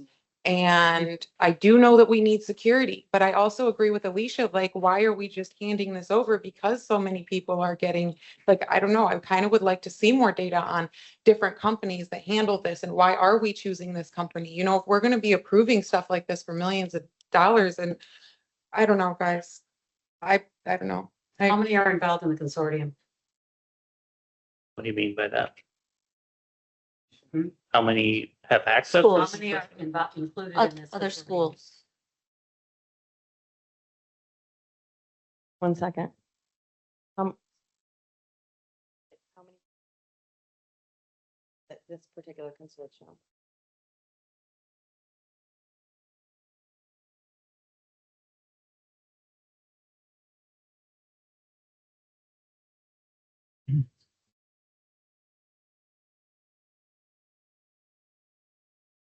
He said hundreds. Hundreds. So to clarify this conversation, all we're approving right now is the 89,000, correct? Nope. Right, Yeah, right. but this. Yeah. Yes. Yes, and No. this has been reviewed by our IT professional staff who have looked at all the different vendors and selected this one. This is going to be about the same cost, but it's a far superior product that we're going to be using to back up all of our systems. Mhm. And this has been reviewed by our IT staff. 200,000's already been approved. That's Yeah, in that's place. That's in place, but will be reduced significantly. That's the number that Chris doesn't have in front of him. And that's discussions, we haven't done this overnight, so Backupify, we almost brought to you last year to get rid of. But timing did not make it work that way, so we renewed for 1 year. And the team independently found Commvault to be probably the one that we knew we wanted, the kind of the best that would work for us. So when that happens, we often call Matt's office and ask, is this part of a consortium? We don't go to the consortium and then pick the product because it's on the list. It's the other way around. We select the product that's going to meet the needs and then look and see if a consortium is an option. And usually the consortium, I mean, that's what they're there for, is to be lower price and save money. Right. So we pick the product first. Okay, I just want to ask another question just so that I'm certain as to understanding, because this was my question. So what we're saying is the $200,400 was what we originally had, or what we originally purchased to work for us. So partial. So the 200, it's a system from Microsoft Azure, it's their product, and that cost is the 200,400. So that will decrease because some of our use of that is going to go down with the better product, the better just a use of the data and the way it's going to work. If you look right above that, there's the Backupify, the first 4 bullet points under recent purchase activity. We will not have Backupify. So Commvault, with what we're asking you to approve tonight, is replacing Backupify. So that $2,000 a month, that it's a savings of $24,000, that is not going to be renewed come, I think it's the end of June when our contract expires. Okay, We're so saving the You said that contract- 24,000 and then some of the Azure costs, And you said that contract's up in June of what year? I'm sorry to hear. 26. And so if we don't approve this, we would likely have to renew that, because we Okay. need some kind of backup and restoration system. Thank you for that explanation. That makes more sense. yeah. Is there a guarantee that we are going to pay them an additional 6% escalator per year? Most Is of that why that's always built- in the contract. Yeah, she said it's in the contract. Just for the first 2. There's no guarantee after that. We're going to negotiate. Okay.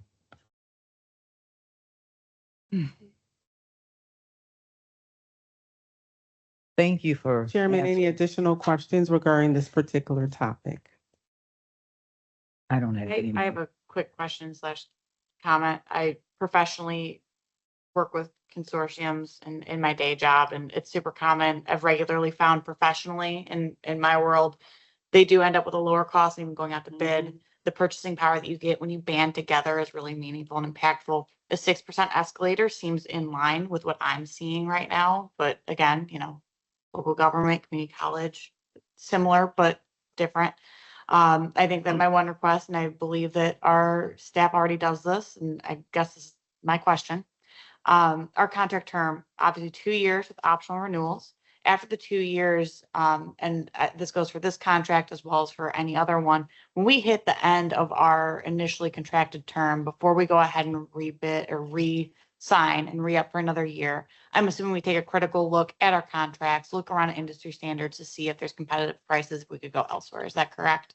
Yes, ma'am. Perfect, thank you. We're ready to vote. Trustee Bottomley, Yes. trustee Garcia again, Yes. trustee Harris, Yes. trustee Lee, Yes. trustee Morales, Yes. trustee McCollum, Yes. trustee Broderick, Yes. trustee Bazinski, Yes. motion carries. Now we're on to item 3.2.5, cold weather battery gridless camera. So move. Second. My question is, we approved the thing in September of 2025. Did this get omitted? Or what, how are we following up all of a sudden with this one with 129,000? Because it seems to be related to the camera. There's a lot of camera. We have a significant portion of cameras on campus, over 700, and we have a regular schedule of when cameras go off warranty and they need to be replaced. So this is a common replacement that every year we replace a certain number of cameras to make sure we have the most modern technology that's available.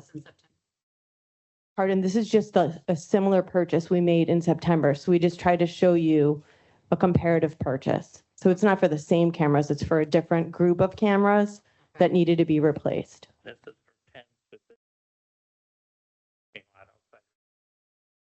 Okay, because that doesn't, I mean, I don't see that identified. Okay. Thank you. Any other questions? No. I think we're ready to vote on 3.2.5. Trustee Bottomley, Yes. trustee Garcia again, Yes. trustee Morales, Yes. trustee Lee, Yes. trustee Harris, Yes. trustee Broderick, Yes. trustee McCollum, Yes. trustee Bazinski, Yes. motion carries. Next item is 3.2.15, employee benefits broker and consulting services. So move. Second. On this one, all I see is you recommended, but I don't see any of the other ones that weren't recommended the cost. How do we assess that without seeing the actual cost? It would be nice to see that. So that we're justified in saying, yes, 74,919 versus what it was, 65,868. Trustee Broderick, when we take these kind of evaluations, it's not based on lowest cost. We base it on a criteria of what this particular organization or organizations provide in services to our institution. We've used Gallagher for quite a few years. They've been competitive, but they've provided us a level of services that has been kind of second to none in terms of us looking at brokerage services for benefit management. What that means when I'm looking at the statement that they provide slate of broker services and competitive rates. How do I know they're competitive with these other four? That's what I'm saying. Because when I see that in there, you're red flagging it to me. I'm looking at competitive rates. Okay. So as a financial background, I'd like to see what the competitive rates are. I understand what you're saying, but I'm just saying for us, when we see the word competitive rates, I'd like to know if they're really competitive. Okay. Okay. Thank you. Any other comments on 3.2.15? Again, this one states here 74,919 per year with annual 5% increase. Is that something that they asked for?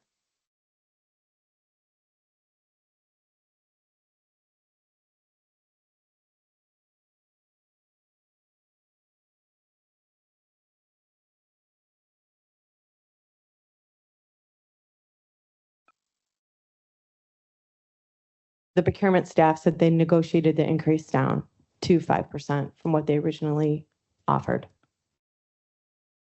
Do we try to ask them for a flat fee? Because everyone's automatically wanting to give themselves a raise for the next 5 years guaranteed, regardless of performance. It seems kind of, I don't know, silly if we're just gonna approve it. We should at least push for a flat rate if they want the contract. Because we had one before of the flat rate for 5 years. There's just way too much greed out there. I'm sorry. Move forward. Any other questions, comments? Ready to vote, Karen? Trustee Bottomley, Yes. trustee Harris, Yes. trustee Lee. Abstain. Trustee Morales, I'm not happy with the 5% increase, so I'm gonna vote no. trustee Broderick, No. trustee Garcia again, Yes. trustee McCollum, Yes. trustee Bazinski, Yes. motion carries. Next item is 3.2.16 grant consulting. So move. Second. The question is this, is that the foundation that has the grant writer, or do we have the grant writer? Who does the grant writing that we have currently?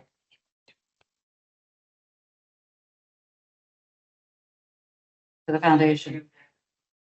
So if we have this person that's gonna be part-time doing this, does that get charged to the foundation or to No. us? Because, It's been charged to the grant. Yes. so we won't be picking this. So when we apply for a grant, there's an opportunity to use some of the funding for grant consulting. That's what we're using it I'm for. good, thank you. Any other questions? We're ready to vote 3.2.16. Trustee Garcia again. Yes. Trustee Bottomley. Yes. Trustee Broderick. Yes. Trustee Morales. Yes. Trustee Lee. Yes. Trustee Harris. Yes. Trustee McCollum. Yes. Trustee Bazinski. Yes. Motion carries. Next item is 3.2.22 marketing and advertising. Second. Well, I'm on with what's our return of investment? And I keep looking at how now it has it seems like everything's adding an escalator, which I'm not a fan of. And that bothers me when I look at what the cost is and I look at what are we getting out of it? Where is our return of investment on it?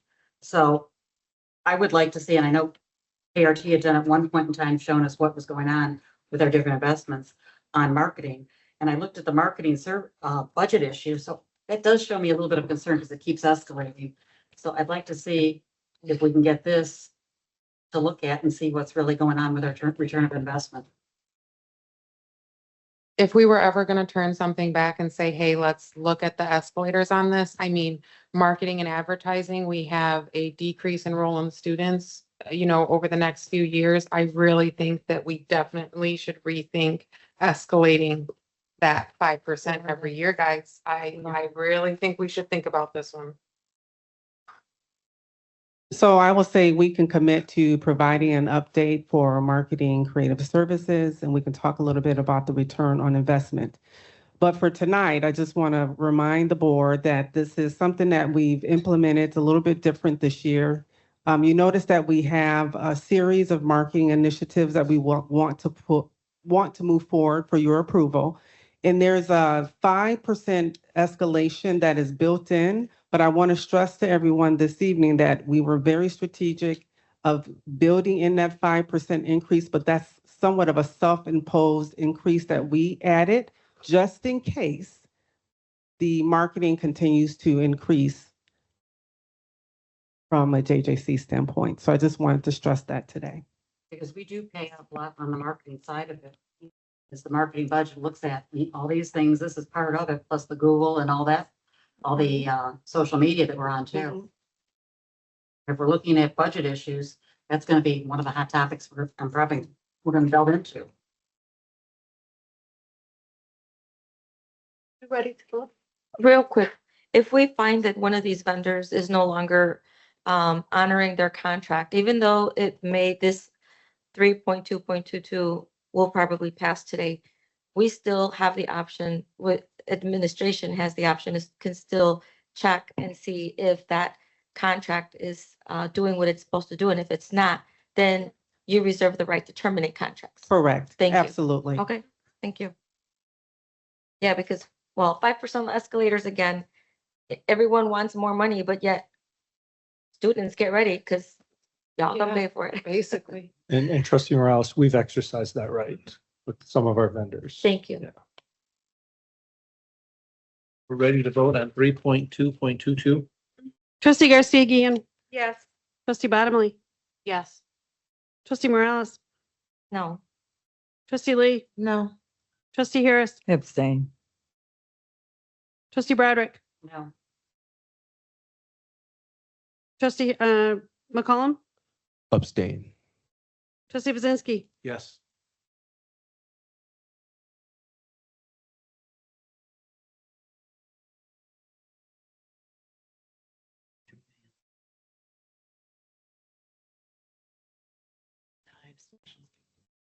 Too much.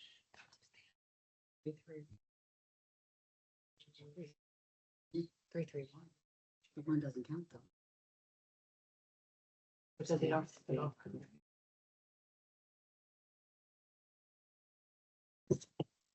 could have a moment, please.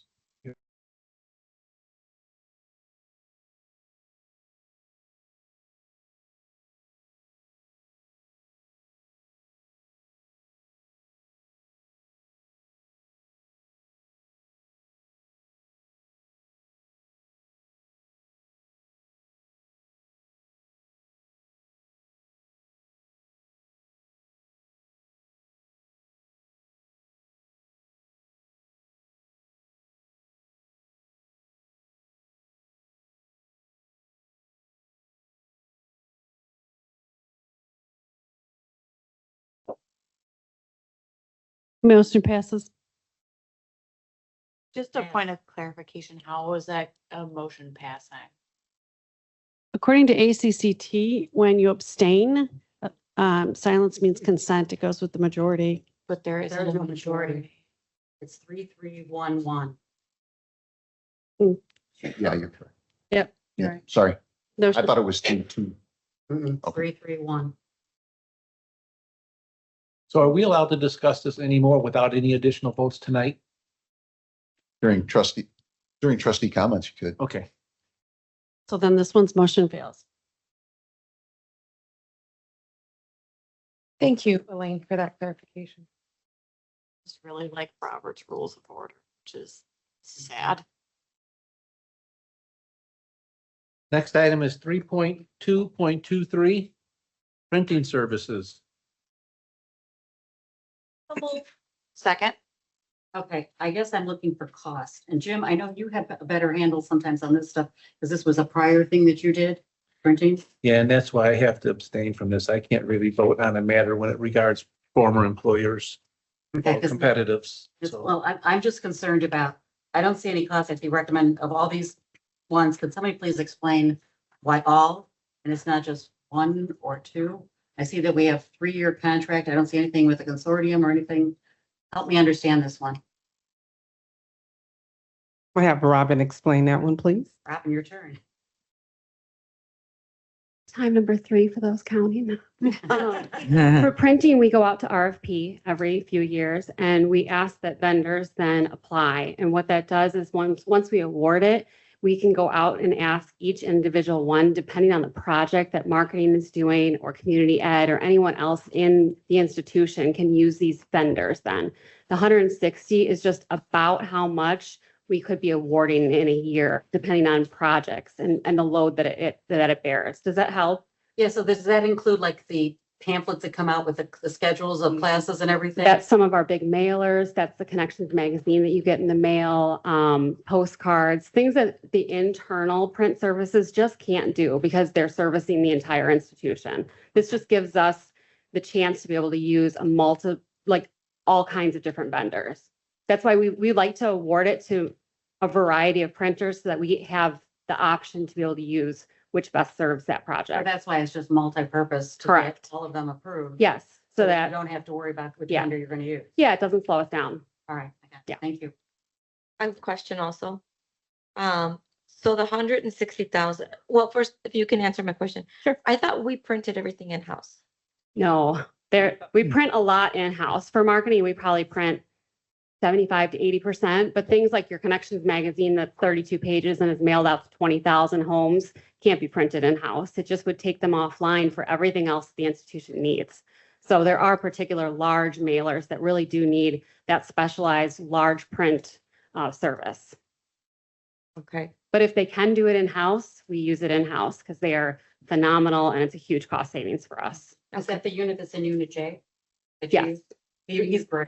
Yeah, they're wonderful. They're our best partner. Thank you. ready to vote on 3.2.23? Trustee Garcia again. Yes. Trustee Bottomley. yes. Trustee Broderick. Yes. Trustee Harris. Yes. Trustee Lee. No. Trustee Morales. Yes. Trustee McCollum. Yes. Trustee Bazinski. Abstain. Trustee Broderick. Yes. Motion carries. Mr. Chairman, I think the next item should be 3.6. We should stay in the order of the agenda. I know those aren't on the consent agenda, so I think we should do 3.6, 3.7, then come back to 4.2.2. 3.6, 3.7. Yeah, because they're not on the consent agenda. Okay.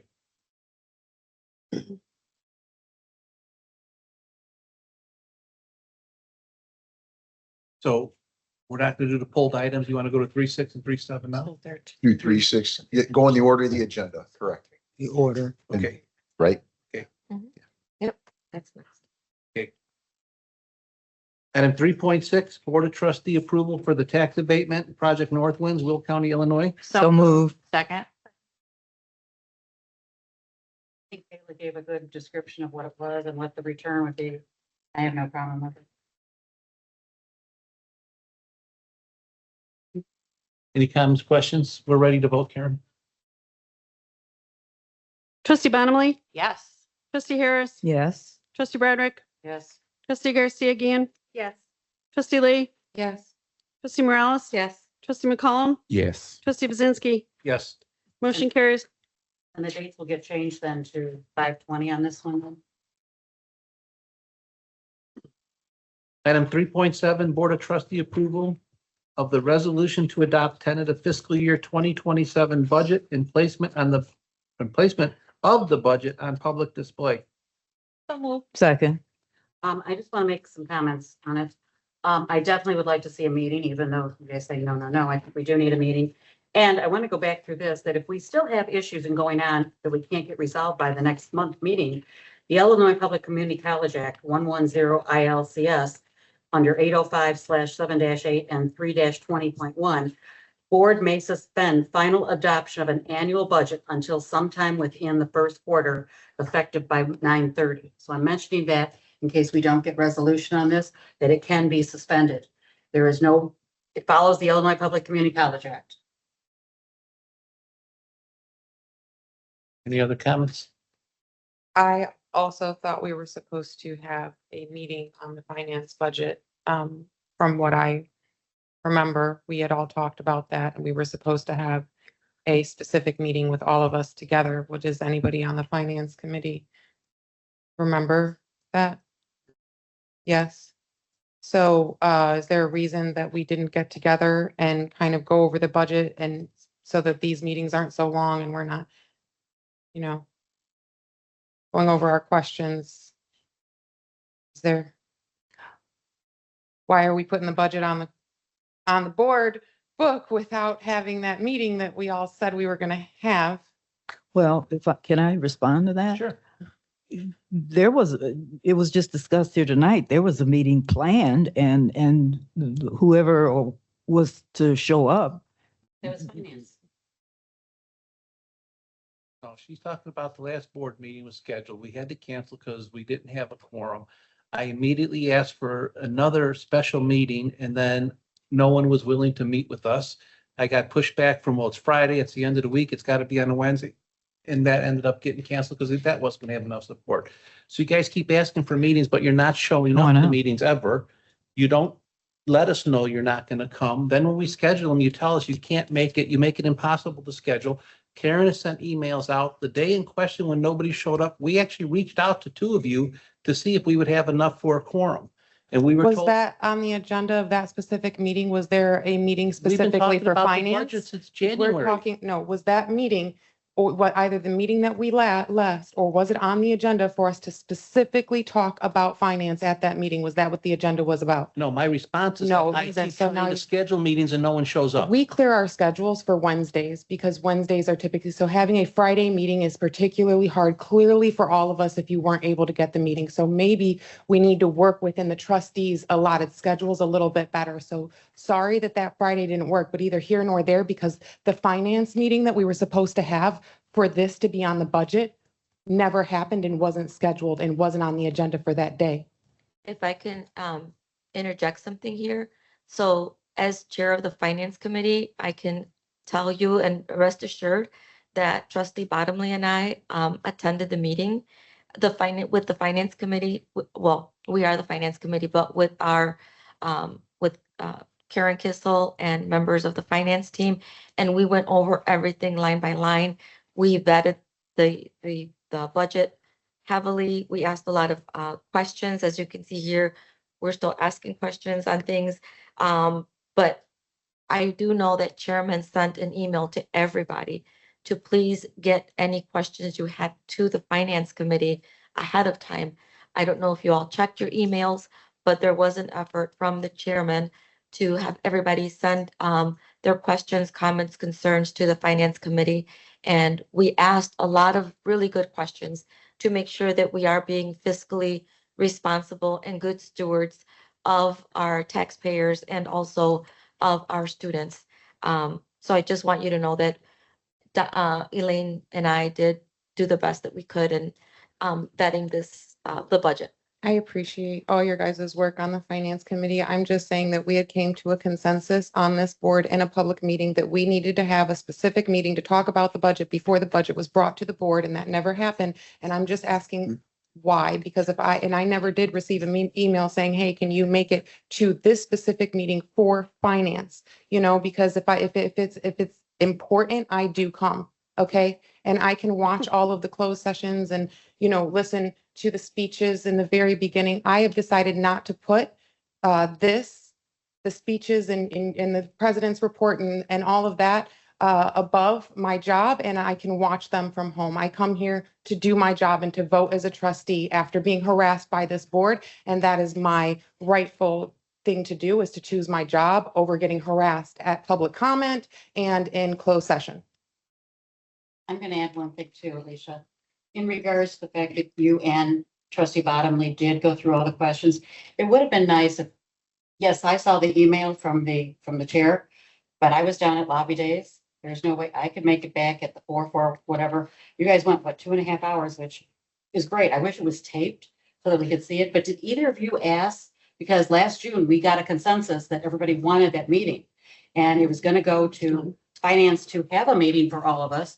That was what, and I did send that in the transcript that came out of it. Did either of you ask for this other meeting? Because this would prevent June's meeting from going so long.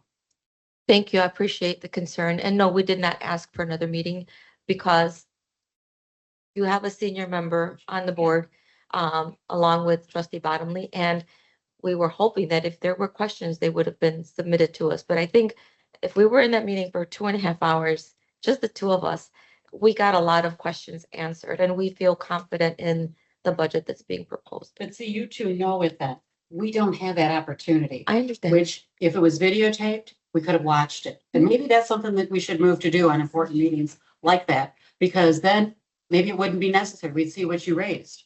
But we never got the budget ourselves that we could look at to ask questions. Understood. I sure would love to ask questions, because I already had some Right. that I've seen now from this. We'll keep that in mind. We'll videotape it next time. I think you're right. Thank you. Can I add, I, for the record, because our finance committee meetings aren't taped, we have the meeting minutes, of course, it will approve.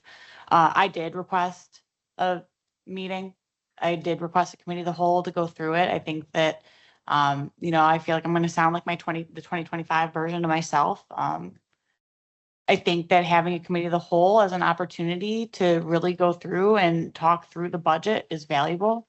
I appreciate the work that Trustee Morales and I did at Finance Committee. I think it has value. I think it's an important step. Obviously, our budget process is lacking something. It's not just one person that's saying, hey, I'm missing something. Hey, I wish this was something more. So just like last year at this time, I will say it again. I think that there's room for improvement in our budgeting process. So for our budgeting process next year, I would really love to see a committee of the whole established. I think that would really be helpful in this process. I think that it would cut down on consternation that happens. Again, I recognize that it's an open invite to come to Finance Committee. It's an open invite for any of our committees. They're public meetings. Anyone can come.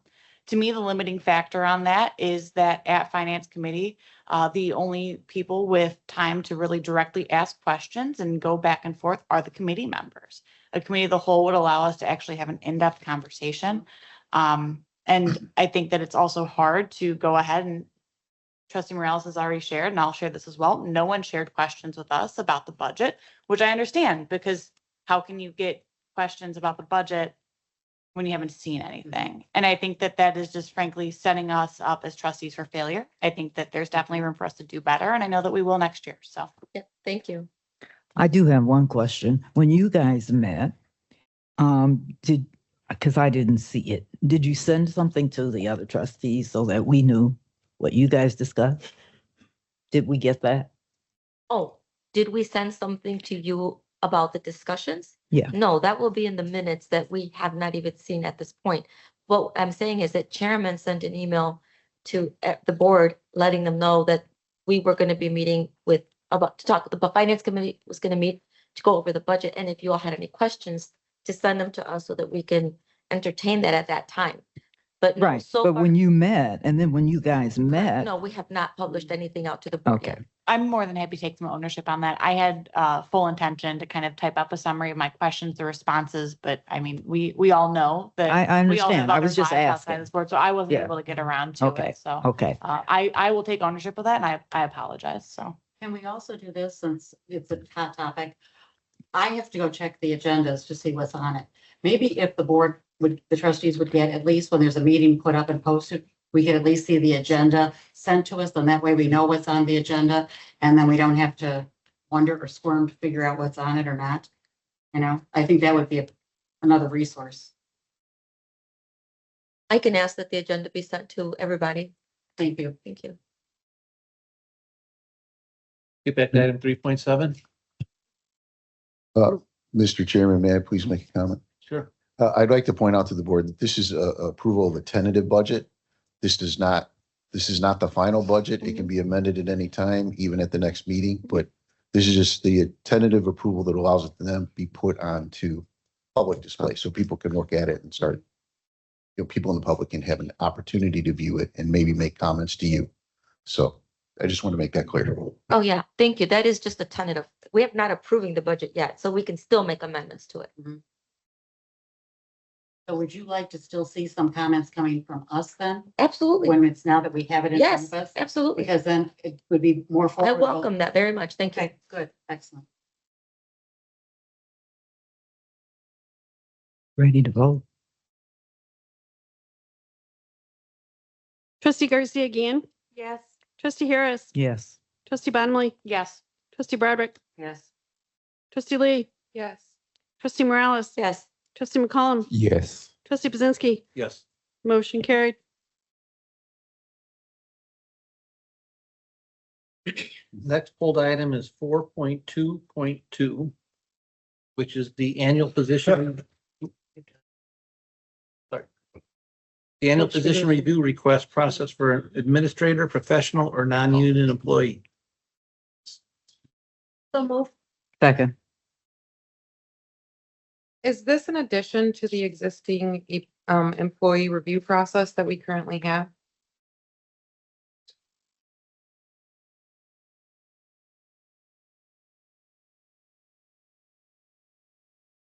Gonna have Mark Morrissey answer that question. Mark?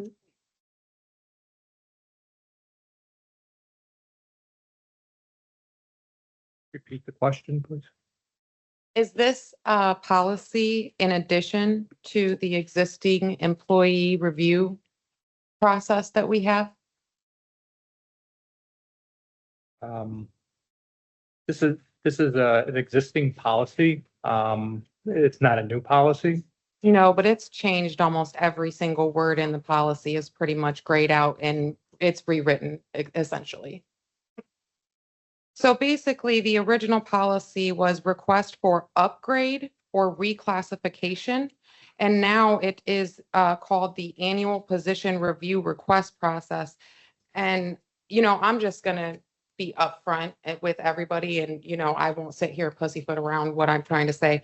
I'm worried about this policy because it's basically is giving, so if you are meeting the criteria of the current review process, this policy is still making it to where you need to be reviewed and you can actually, it's the biggest change is that you can be downgraded now, not just upgraded. And so I'm not sure in this, the way this policy reads now, if you, do you want to, I don't know if you have the board book in front of you, would you like me to read it out loud? No, I know what you're talking about. So I don't know. I have been targeted. I have been harassed by the administration of this college, and I am worried that this policy will use the opportunity to downgrade somebody in their position for not listening to the administration. And I'm just going to put it out there and be very quite honest with you. I don't agree with it, and I'll be voting no. Thank you. No. So what this policy is it's an annual review that is initiated by the employee, not the manager or the staff. So every year, and we do this also with our union, the TASC union has this in their contract. So every year we have an annual review process. Employees have an opportunity to bring forth a request to have their position reviewed based on the fact that they're taking on additional duties or responsibilities. Right, and that's what I'm worried, because never would an employee go to their employer and ask them, and it's still my time, and ask them to downgrade their position, I don't feel like. And so I'm just a little bit worried about the verbiage in this policy. And I'm just being honest with everybody and everything that I've experienced at this college, and the verb, everything has changed about this policy, the way it's worded. I don't like the way that it's worded. Bottom line, I will be voting no. I can share my only example is over the last 10 years, I've been involved with these reviews. We've done hundreds of reviews over the last 10 years since I've been with the college. Not once has an employee submitted a review that has resulted in a downgrade. So why put it in the policy? That's what I'm worried about. We don't need it there. And if that has never happened, why is it written in this policy? Because it seems like to me that gives the administration the power to downgrade you if you come to them asking for more, for more, almost like a punishment, like, no, you don't deserve more. And in fact, I'm going to downgrade you. I am worried about the wording in this policy.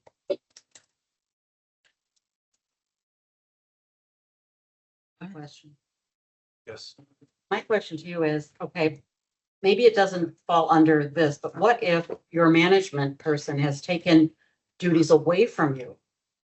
Do you get then, and it's not inclusive in your job description anymore, is there a down to that position? I mean, downgrade level on that then? Because if somebody has this many job responsibilities and all of a sudden half of it's cut, does that person go down to a different level? That has happened in the past, but it has more to do with performance than it has to do with managers simply taking away job duties. But we have had instances in the past where employees were not performing and functions of their job were taken away. Mhm. And as a result, we've had to review job descriptions, titles and grades, and there have been downgrades, but it was more a performance related issue and has nothing to do with this policy, which is giving employees an opportunity to have their jobs reviewed because they're doing more. This is a positive policy and it's a positive process for employees because we will, at the end of the day, sometimes they don't get anything more, but sometimes they may get an in-range increase within their grade and make a little bit more money for doing more for the college. And sometimes they do take on more difficult responsibilities, and it does warrant an upgrade or a change in title. Those are the results that So I've that's what seen. this is about for the performance of upgrading Yes, versus downgrading. yes. So if you do run into a situation where management does remove them, it's a personnel issue if from what I'm In my experience, it's always been about poor performance Okay. When that has happened. It's never been about this policy and how it's processed. So then do we need the word downgrade in the policy because it's giving them the power to downgrade, in my opinion? I mean, I don't see why we need that word. Garcia again. I would like to point us to the last paragraph. Again, this is something that is being requested by the employee. And it's supposed to be for any priorities, any responsibilities that are changing to adjust the salary. And all of this is in accordance with our institutional procedure for those particular roles. So this is positive. And this is something that the employee is coming to their supervisor or management in order to reassess their job description and if they match, and sometimes it might not match, and that's why they're having this request. There's a committee that reviews those requests. Is that correct? Well, it's not so much a committee, but it's human resources. So Correct. it does go through the chain of command. And before it comes to HR, all of the cabinet members have final look and they can weigh in. But cabinet doesn't make the final decision on the review process. HR will review it and determine whether or not there should be an increase. It will go back to cabinet for final approval. But each cabinet member has their eyes on every review that comes to HR. And again, it's been a very positive process. And it's never resulted in a downgrade when we launch this every single year. Thank you. No additional questions. Trustee Lee, did you have rebuttal?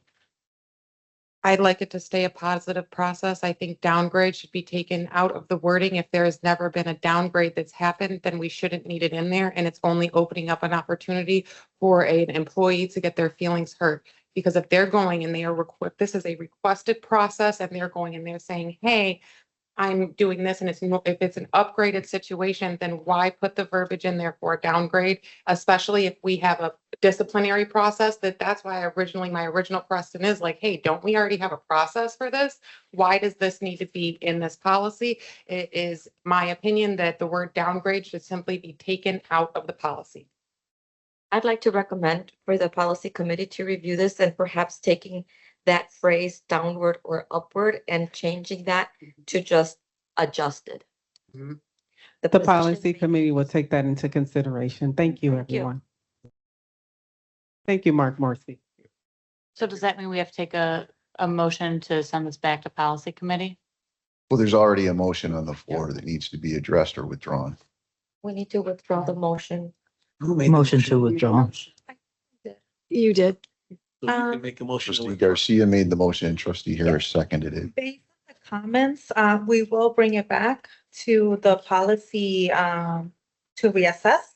So I would like to withdraw let me look at the words. Motion. My motion for 4.2.2 for the annual position review, request process for administrator, professional or non-union employee.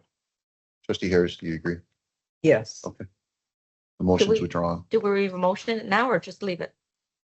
Well, it's up for second reading, so we need a motion to send it back to committee for. I make a for further motion to review. send it back to committee to review it and changing the words downward or upward, eliminating that and changing it to the word adjusted.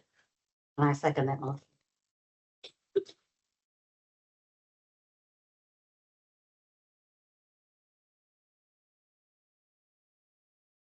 Are we ready to vote? Yes.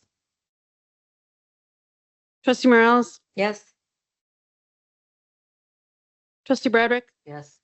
trustee Bottomley, Yes. trustee Garcia again. Quick clarification, this is to send it back, correct? Correct. Yes. Trustee Harris, Yes. trustee Lee, Yes. trustee McCollum, Yes. trustee Bazinski, Yes. motion carries.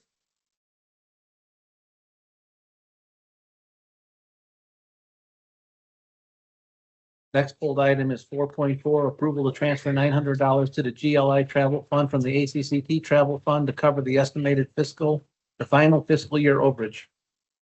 So move. Second. I have a concern.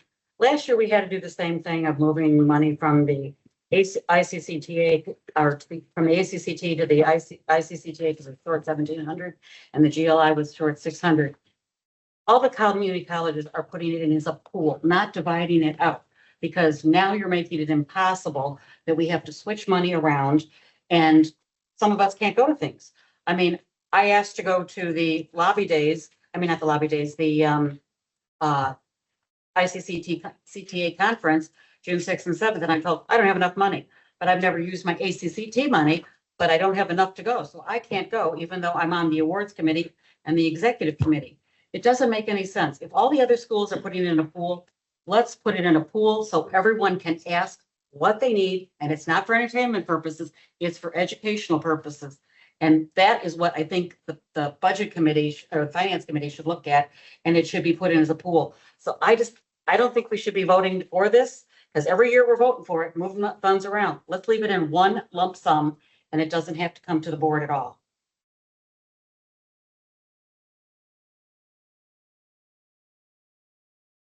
Any other comments or questions? We're ready to vote. No, I do have a comment. I also will be voting no because you treat some trustees differently than other trustees, and then in particularly wrote the budget so that you could keep her and I from conferences. I agree with that. And so then you put it in here to transfer the money around so that the trustees you want to go to certain events get to go. And I vote no as well. And just as I mentioned before, can I rebut? Yes. Just as I mentioned before, okay, there are activities that a lot of your trustees go to that it's under sponsor fees. Those of us that aren't under and ask for sponsor fees get hit with it on the the individual accounts, the individual community engagement accounts. We run out of $350. Oh, you can't go. But the other trustees have gone and gone and gone to all of them, over 30 that I've counted, that I've got a list of. It's just not fair. It needs to be in a total dollar amount pool, not separated out. We used to have it in a total dollar amount pool. And we had a certain trustee who decided she was going to go to everything. And we ran out of money at the end of the year anyway. And there was no money to move back and forth because she would get in front of the board, say, well, you're all entitled to go. You're all entitled to go. And then there'd be no money. And it was through that person who actually suggested we split it into the categories. We split it into the categories, and the same person is now upset that it's split into categories. This has been approved. It works. If you believe there's inclusion, go back to the policy that talks about good standing, go back to the policy about sponsorships where Dr. Numuo makes the decision on who goes. It's at his discretion who goes to these things. He normally picks people on the staff. He does pick trustees to fill seats, but as far as you're not going to those, trustees in good standing. I believe that policy that has Dr. Namuo choosing where a trustee goes is is a violation of his contract, because in his contract, it says that trustees choose where he goes and are supposed to vote on that. So that's actually probably a violation of his contract, FYI. And if you have this good standing, which is how the number of people here vote of the board members, when you get reelected and you have over 25,000 people that support you, I think you need to look at it, because now you're making a judgment on us. And when the people have voted, the voters have voted. Point of order. We are going way off 4.4. That's not even a discussion item. The discussion is to keep it as a lump sum. And I never asked you to be separated out. The discussion item for clarification, the item that we need to vote on is the approval to transfer that particular dollar. That's it. When did you become chair? We're ready to vote. Trustee Bottomley, Yes. trustee Harris. Yes. Trustee Broderick, No. trustee Garcia again, Yes. trustee Lee, No. trustee Morales, Yes. trustee McCollum, Yes. trustee Pazinski, Yes. motion carries.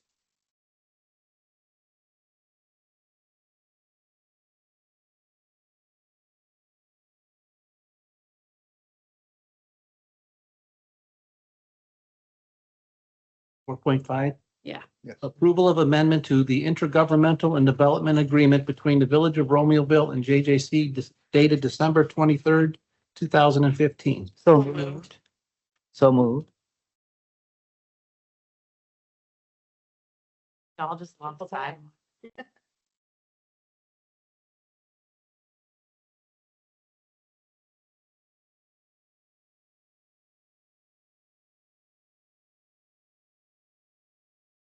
Review all that slush. Any questions, comments? Are we ready to vote? We're ready to vote. Trustee Bottomley, Yes. trustee Harris. Yes. Trustee Broderick, Yes. trustee Garcia again, Yes. trustee Lee, Yes. trustee Morales. Yes. Trustee McCollum, Yes. trustee Pazinski, Yes. motion carries. Item 4.6.1, censure of. I'd like to make a motion for 4.6.1, 4.6.2, and 4.6.3 to be tabled. Second.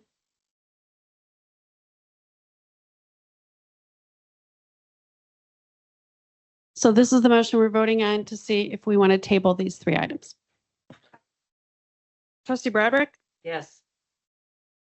trustee Lee, Yes. trustee Bottomley, No. trustee Garcia again, No. Trustee Harris, Yes. trustee Morales, No. trustee McCollum, Yes. trustee Bazinski. No. The motion fails. They have not been tabled.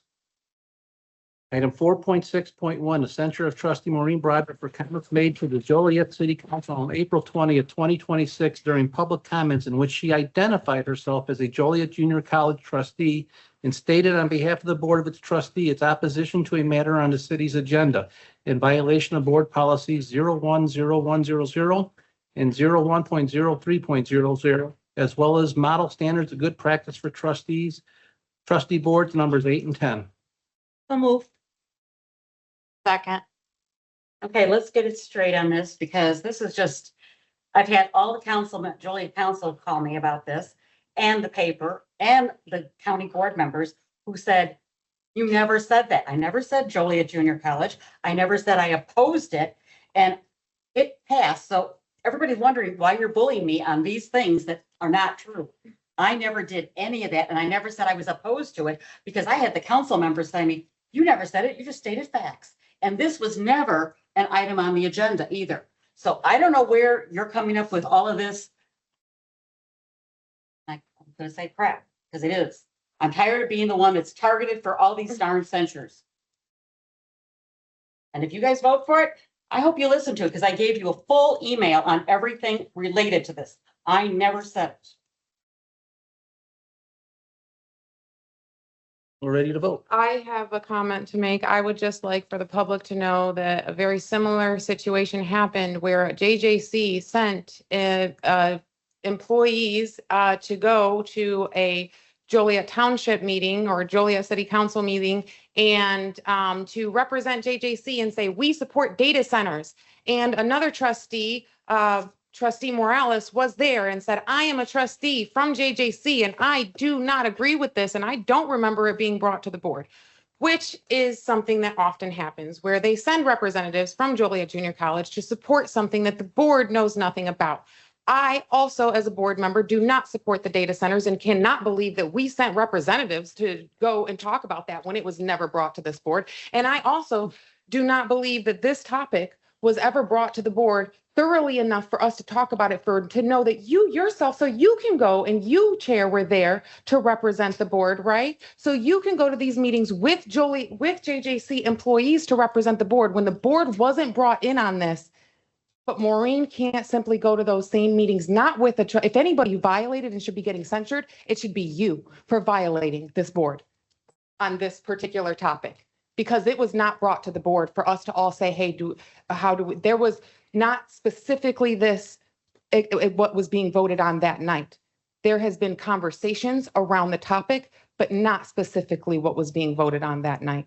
And you, for going with the administration, should be being censured, not Maureen Broderick. And if Maureen is going to be censured for standing up for and saying her public comment before, then so should Alicia.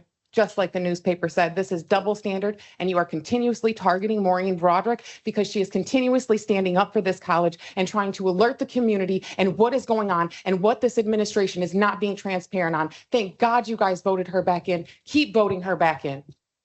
Comment. Thank you for your comments, Trustee Lee and Trustee Broderick. So I also attended that meeting and I clearly said that yes, I am a trustee, but I am not here on that capacity. I live in Joliet and I'm here to speak at my council meeting on a subject that is open to public comment. And I spoke as a private citizen and I have the recording I can forward to you all. So I just want to clarify that. But if the board expects trustees to refrain from implying they speak on behalf of the board without authorization, we should also clarify the authority under which high-level administrators communicate positions at city council meetings that may be perceived as institutional endorsements. The remarks made by this high-level employee emphasized the college's workforce development mission, which is a fundamental and widely understood role of any community college. Okay, the comments did not provide new information about the college's mission, but instead appeared to use that mission as a rationale for expressing institutional support for a data center. So I think we need to today, what we're being asked to vote on, and I watched the video of trustee Broderick, and I did, and it's there for anybody to look at. And yes, she did identify as a trustee. There were everything that is being said here is factual, but I think that leaves opportunity for the policy committee to also research how we're going to handle when high-level staff members go, and there were students at that meeting, at the city council meeting. We were there till past midnight, and students were very upset about the college taking a position on that. It was not necessary, and they did. You know, when you say workforce, it's common sense. It's obvious. We all know that we're here for workforce development. Okay, but to go there at that, the context of it gave the appearance that yes, we are here supporting the data center. So let's get back to what these items on the agenda are tonight and, you know, break them down specifically and vote on them. I did not say my name, and I did not say Joliet Junior College. It's nowhere in the transcript. I said I'm a college trustee. I didn't say it's community college trustee. I said I'm a trustee. That was it. And you know what? They all knew who I was. So the known factor was there. I was speaking as myself and what Bob wanted. You didn't say that though. You didn't say you were there on your own as your own person. You did not say that. I said I. It's okay. I said I. This is getting to be really nothing but more than we're constantly putting yourself out there as JJC is nothing but a problem. Okay, so can We're we never talk gonna get about, rid of this dysfunctionality. Maureen, Stop this. can I ask a question? So, okay, I understand what you're saying, so you could have did a better idea. You said I'm a trustee. You could have did a better idea saying I am here in my own capacity to speak in my own. So that's what you did apparently wrong, and they're going to censure you on for tonight.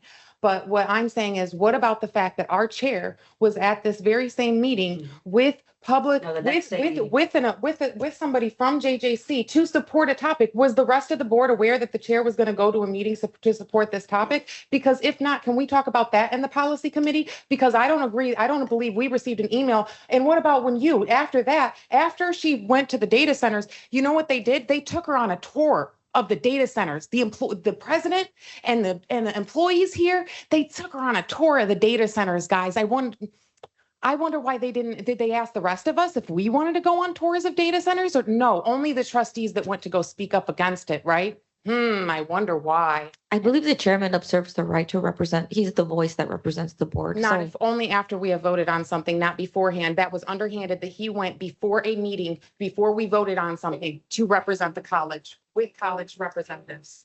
And I did not wear anything that said JJC on my shirt. Next because time that you was brought to say my you're attention speaking through in the your picture that was capacity, in the Herald Maureen. News. So I didn't do that, and I didn't glorify that. And everyone is looking at this as continuous harassment. Go back and watch the video, please, I because in did. it, you do describe yourself as a JJC trustee, and the phrase you always use, you says, I'm the senior member. Yep. You I said that, senior member, senior Yes, member of what? but Oh that's my what you God, already- what? but on top of it, what was your purpose of being there? My purpose of being there was the planning commission never put the change date on there. And that's what I said. And that was the only reason I really got up there. But then when they were like all going through it, they asked, and I said, we never had it brought before us. We never had this vote before us. What came before us was the easement, only the easement. it's not for us to vote on. It's up to the city. It's not something that we have the authority over. But both Jim and Dr. Farmer got up there giving him as if it was for that. Because all the board members thought that it was approved by the board. And I said, no, the only thing we ever heard about. We don't have to approve it. It's not up to us to approve. No, but the thing was, the board members were not satisfied on Monday. On Tuesday, when they came in and Dr. Farmer and Jim spoke to them, they understood it to be that the board approved the amendment to the PUD. The PUD and the easement are two different things. And that's what I just said, is the easement, that was the only thing we did, was the easement. That's all we have to do. Yeah, but you can't make the board council think that we approved the amendment. We didn't. I get We had it. nothing to do with it. And then on Tuesday, when Jim gets there, he says the board was fully aware of it. The only time we were fully aware of it was in closed session. So stuff that he said was in closed session. So I didn't violate closed session. He did. So he should be censured. We're ready to vote. Yes, trustee. I like seriously struggle with this because like frankly, what is this going to accomplish? How many other censures have there been placed on Trustee Broderick? Do I like the way that she and other trustees have portrayed themselves at public meetings? No, but I do think that there's a distinct difference between making a comment during a public comment period and exercising your right as a citizen and stating as such that you're there as an individual person versus sitting there after public comment is closed when you're actively watching city council go ahead and begin to discuss something. When you then have a council member, Councilwoman Quillman, go ahead and go, Maureen, I see you're waving as a trustee. Do you want to come up and say something? And then stand up and says, I'm, as a senior member of a board. No, I didn't say that at first. Whatever the direct quote is, I digress. The gist is standing up saying, all these people know who I am. All these people, you don't directly, it's implied that people know who you are, that people understand that you are a senior member of this board, but also claiming that like, well, no one knows who I am. No one knows what I'm doing. You can't have this both ways. You stood up, you represented what your experience was in how we were or were not informed in this. Frankly, I'm glad we don't deal with PUDs and zoning at the community college board. If I wanted to do that, if I wanted to litigate these conversations, I would run for city council or I'd ask to be appointed to a zoning board. But for God's sake, we're going to sit here and we're going to rehash this and we're going to do it 2 times. And frankly, why? Why are we going to do this 3 times? Because there's already censures that exist. They haven't stopped anything. What's going to be learned from this? Absolutely nothing. Is anything going to change? No. It is 10:50 p.m. We are on the first censure. We're going to do this 2 more times. So frankly, I look around and I think, what a waste of time. At what point are trustees on this board going to learn what appropriate behavior is? Going to learn how we should treat each other with respect? As one of the youngest members of this board, it drives me absolutely insane. The lack of decorum, the lack of respect we hold for each other. I'm ashamed. All of us should be ashamed. And we're going to go ahead and we are going to vote on this. Excuse me, I am speaking, Trustee Lee. Again. I've been respectful of every other trustee as they have spoken tonight. I would request the exact same for me. We might not always agree, and that's fine, but let's respect each other. Jesus Christ. And I think this just keeps continuing to bring negativity to each board member. Then change your behavior. You know what? I apologize, Bottom. I didn't realize that you weren't on a time. I am really sorry about that. Point of order, point of order.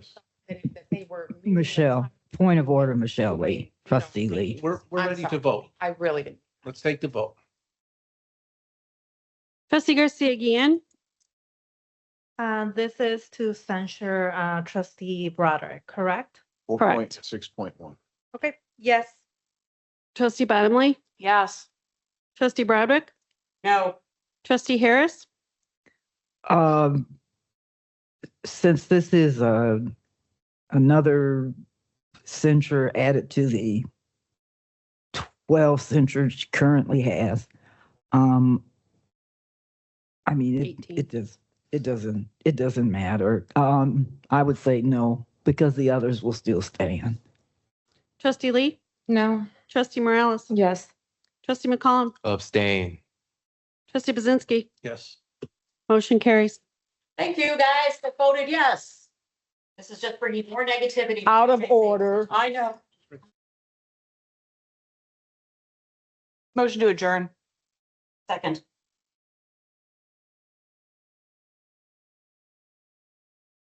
Who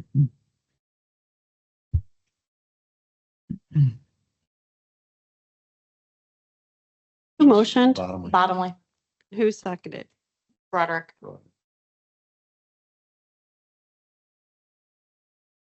This is the motion to adjourn. All those in favor say aye. Aye. All those opposed say no. No. No. Oh. You too. Motion carries. We're adjourned. 10:53.